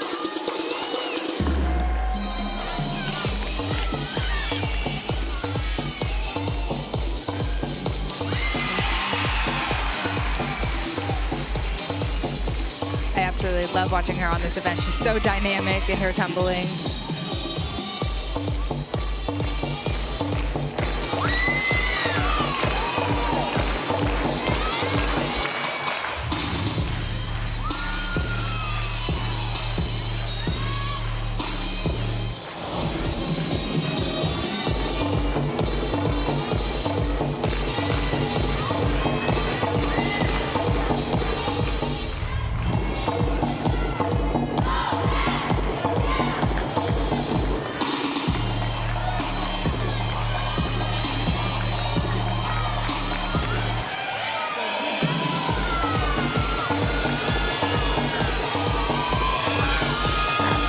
Double tuck, way up in the air. Indeed. He was flying through the air. Caitlin Garcia, another great floor routine and a very strong lineup for Oregon State. How good is that, Janae? She's just so good. I love watching her gymnastics, and she's really known for her power, especially on vault and floor. But just look at the amount of height she gets on this double tuck, and she is not that tall. You know, she really gets up there, so that just really is a test of her power and all the power in her legs. No kidding. What a fantastic athlete. Caitlin Garcia.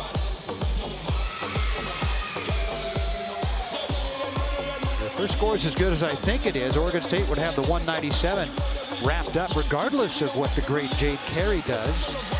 Jade Carey won gold on floor in Tokyo the summer of 2021. She was expected to do best on vault in the games of the 32nd Olympiad, but she won gold on floor. 9.9 on vault, 9.85 on bars tonight, and a 9.975 on beam. The third time this year she's gotten a 10 from one of the two judges, but not both. I can imagine it's a little frustrating because you're like, ooh, I'm so close, but there's always a judge that seems to take that half a 10. Maya Lazan of Cal, a 10 on floor tonight, the fourth 10 across the nation this year. Can Jade Carey match her?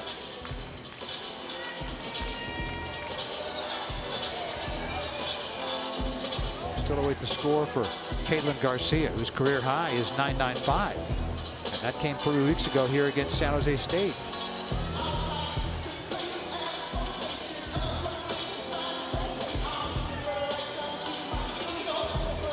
.9925 for Caitlin Garcia. So a quarter of a tenth off of her career high. That means Oregon State has locked up the 197, regardless of what Jade Carey does now. How good can she be here? Over 11 10s, a school record, 6 of them have come on floor.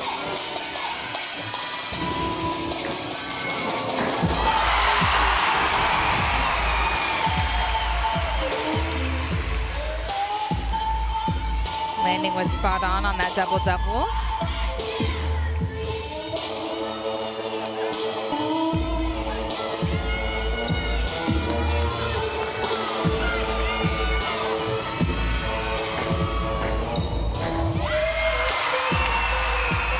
All she needs is complete control on each landing and to hit those leaps. And you seen anything wrong yet, Janae? not yet. The leaps looked good.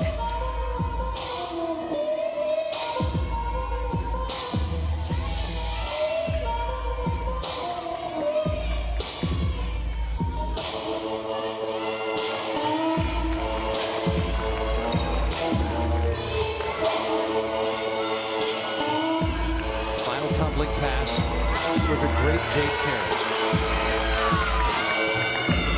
Trying to make sure the lunge.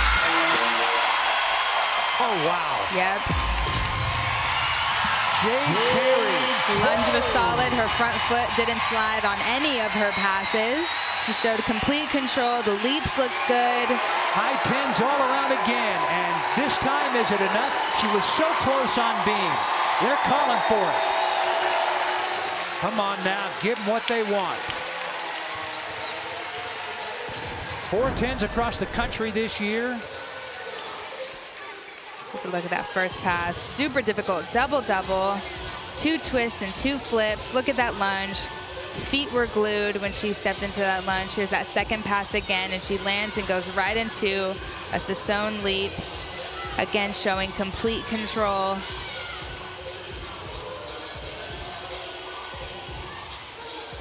And that last one was great. One judge gave her a 9.95. And that judge is being booed right now. Hard to find a half a tenth there, Janae. I'm not sure. I'm not really sure. The only thing I can think is maybe the leaps, but I don't know. The leaps looked great to me. She finished them. She finished the leaps completely around. Sometimes they'll deduct if you don't complete the turn, if you're doing, you know, a split full, for example. But it seems like the trend is the 9.975. One more score coming.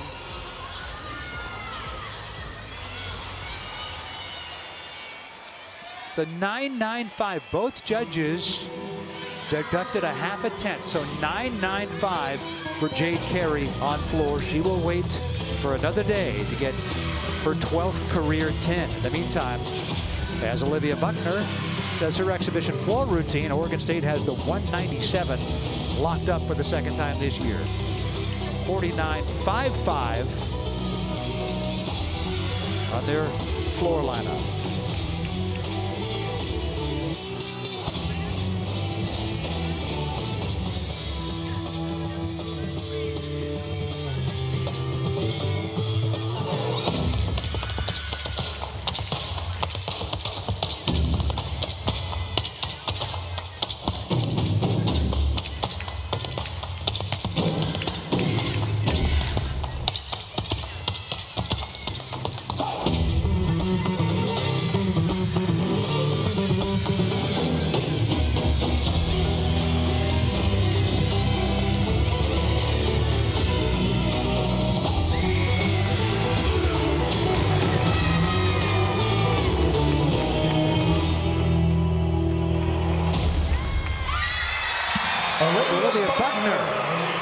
Her lineup is tough to crack for Oregon State, is it not?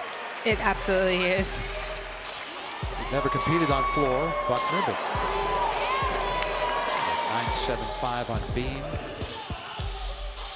Career high on that is 9.9. Sophomore from Riverton, Utah. Figures to be in the floor lineup next year.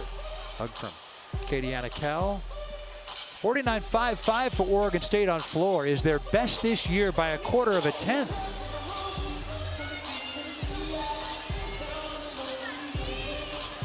Verena Wong, a freshman from Aiea, Hawaii, exhibitioning on beam for Alaska.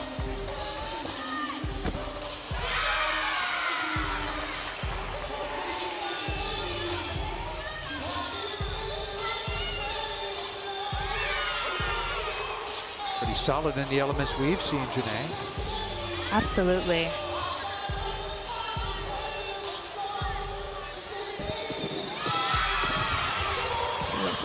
Little off center on that side aerial, but covered it very well, squeezing her legs together. And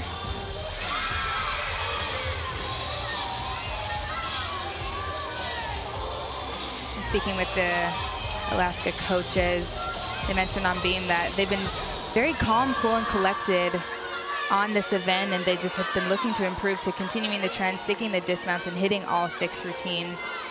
You see the head coach in the background cheering her on. She held on to that landing. As a team, they had a 48.025 on beam. And that will conclude tonight's That's a little better than their average. Are the final scores, and as you can see, Oregon State a 197.175. Second time they've hit 197 this year. Previous time was a 197.6. And so that 49.5 for Oregon State on floor was their best this year by a quarter of a tenth. Solid all the way around, and the crowd wanted another half a tenth on that, didn't they? They thought that that woman right there, Jade Carey, should have gotten a perfect 10 on floor. Actually ended up with a 9.95. It's a 9.975 on beam. She could have gotten a 10 there as well. Let's have a look at what she did tonight. Here's Yurchenko, 1.5, just the slightest scooch to the side. 9.9 on vault, and then a 9.85 on bars, and then the 9.975 on beam. And here's the routine that was flirting with perfection that we saw, and we got to hear the crowd boo the judges twice. They were wanting a 10 on balance beam and floor, and one judge had seen it and given her a 10, and another took a half a tenth. And on floor, both judges somehow found a half a tenth out of this routine. One thing about Jade, though, regardless of what the judges see or don't see, is that she is always consistent. She shows up every single weekend, and her gymnastics is seemingly flawless. So for her to have, this is a pretty good day, and this isn't even her best. That bar score was the lowest that we've seen in the season thus far, I believe. Yes, it is. 39.675 to all around. She's the nation's leader all around average coming into this week. 39.694. So 24 1/1000ths below that. But still an incredible all-around meet for Jade Carey. Just there's so many superlatives about her. It's easy to take for granted what she did tonight. Absolutely. And I think her just being here and enjoying college gymnastics, you know, she doesn't have to worry about competing in her elite routines anymore and everything. So it's just, you can see just how much fun she's having, and you know, it's really great to see. She talked about how the college gymnastics experience helped affirm her love for the sport. Not that she was burned out or anything like that, far from it. Her parents made sure that they did everything they could to keep burnout from happening. But coming here, she said that, told us on the air a couple of years ago, that it's just affirmed her love for the sport, being part of a team here. So Jade Carey, 39.675 in the all-around, and her Beavers hit 197.175.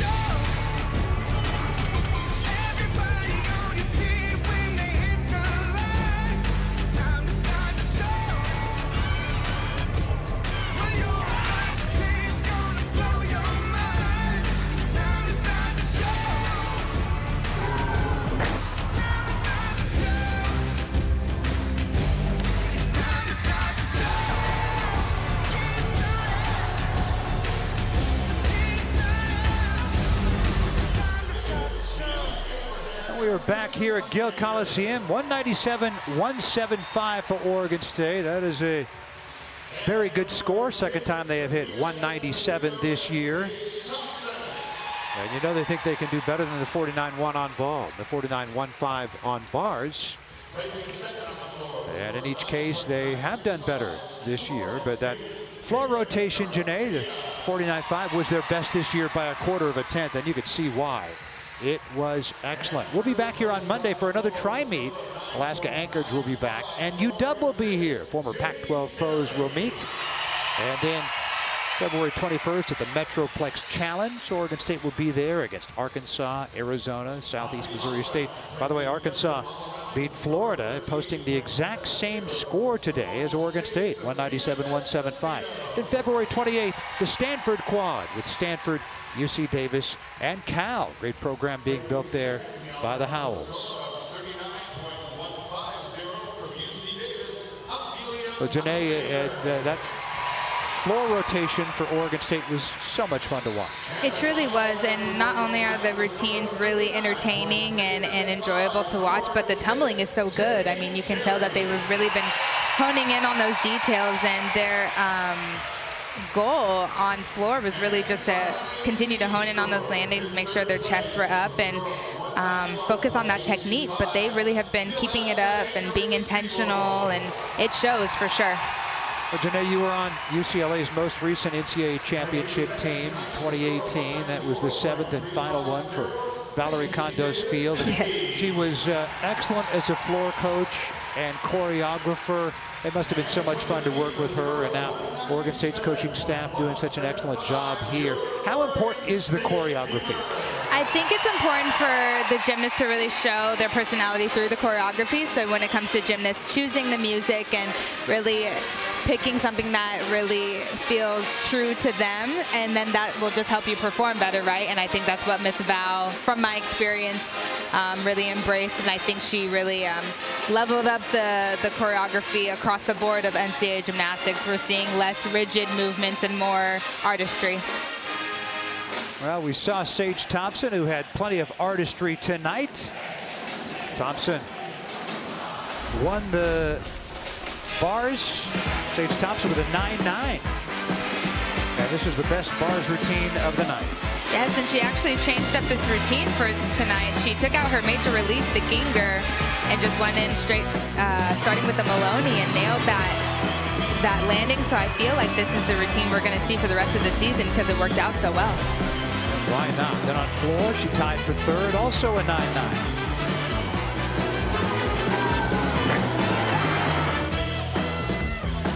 Back-to-back 9-9s. What more can you want? Yeah, Sage Thompson, senior from Lehigh, Utah. She got the award for winning bars tonight. Great event title for her. And there are Beaver Gymnastics alumni here.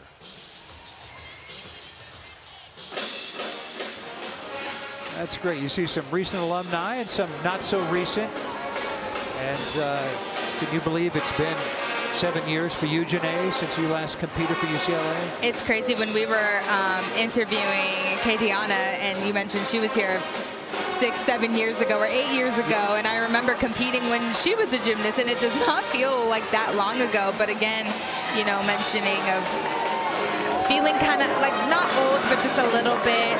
Time really does fly, but it's really cool to be on this side of gymnastics, to be able to see how the sport is continuing to elevate. And how much do you miss it, competing? I miss it a lot. My body doesn't, but I do miss the team atmosphere and the family atmosphere and the crowd and competing in poly. It's like they say about football players, when they're done, their body is happy, but their mind is sad. Yes, exactly. Same with gymnastics, for sure.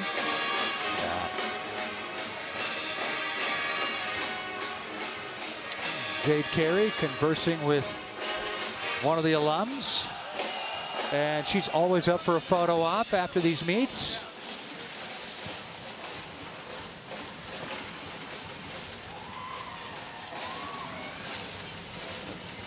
Oregon State's 197-175, their second time hitting 197 this year. And we're joined by the aforementioned Sage Thompson, who won the event title on bars with a 9-9. Did you get what you wanted out of a new routine?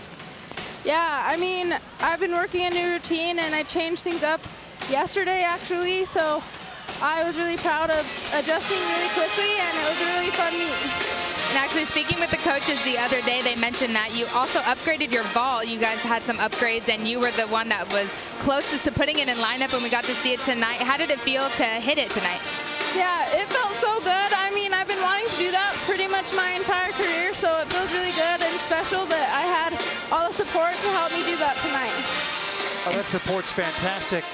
It's incredible that your bars routine, you just changed it yesterday and then came up with an event title tonight. Did you think you'd be able to do that well doing it, having just changed yesterday? I mean, I did it all last year and my sophomore year, so I feel like I just let it happen and remembered how I did it in past years. And I have to say congratulations. Coach told me that you got engaged this past summer and you're getting married this year. How's the planning going? It's pretty good. I've pretty much gotten all the planning done and all the big stuff, so it's pretty good. I'm excited. Is your fiance helping out at all? Yeah, he is. He's super helpful. He's planned a lot of it and helped a lot, and he's here tonight too, so that's What's super his awesome. name? His name is Drew. Drew, and when's the wedding? June 20th. So, Okay. yeah, soon. Wow, lots coming up for you. The Yeah. remainder of the gymnastics season and this floor rotation for Oregon State tonight. A season high 49.55 was incredible to watch. Why did it happen that way? Yeah, it was so awesome. It's such a good meet. A lot of good energy on the floor, and it was so much fun. Okay, well, thanks a lot, Sage, and good luck on Monday in the next tri-meet and the rest of the year. Thank you so much. All right, that's Oregon State senior Sage Thompson. Good luck to her, and good luck at her wedding coming up in June. But she has lots to do before then, and we have more coming on Monday with the next tri-meet. But Oregon State, we talked about at the top of the telecast how they've been progressing each week, and this is another time. It is the second time hitting 197 this year. Yes, I think this was a perfect opportunity to continue to build, and they really were just competing against themselves, right? And just they were changing up some routines, seeing what's going to work and what doesn't work, and it seems like some routines may stick, and we still may see some changes coming in the future. Yeah, national qualifying scores coming up toward the end of this month, and so coming up in a couple of road meets, they'll be looking for good scores there. Absolutely, and I think they are well on their way. They hit a 197 tonight, so just continuing to build, and if they get to that 197.5 range, they'll be in a good spot for regionals, nationals. And again, the goal is top 8 to be able to make it to the NCAA championships. They're looking to go to a regional again for yet another time. They have been 49 consecutive years, but they're thinking top 8. Oregon State has another tri-meet coming up on Monday at 6 o'clock here on Pac-12 Insider. And that'll be against the University of Washington and Alaska. For our entire crew, for Janae Honest, I'm Rich Burke. That's it from here at Gill Coliseum, Oregon State, 197-175.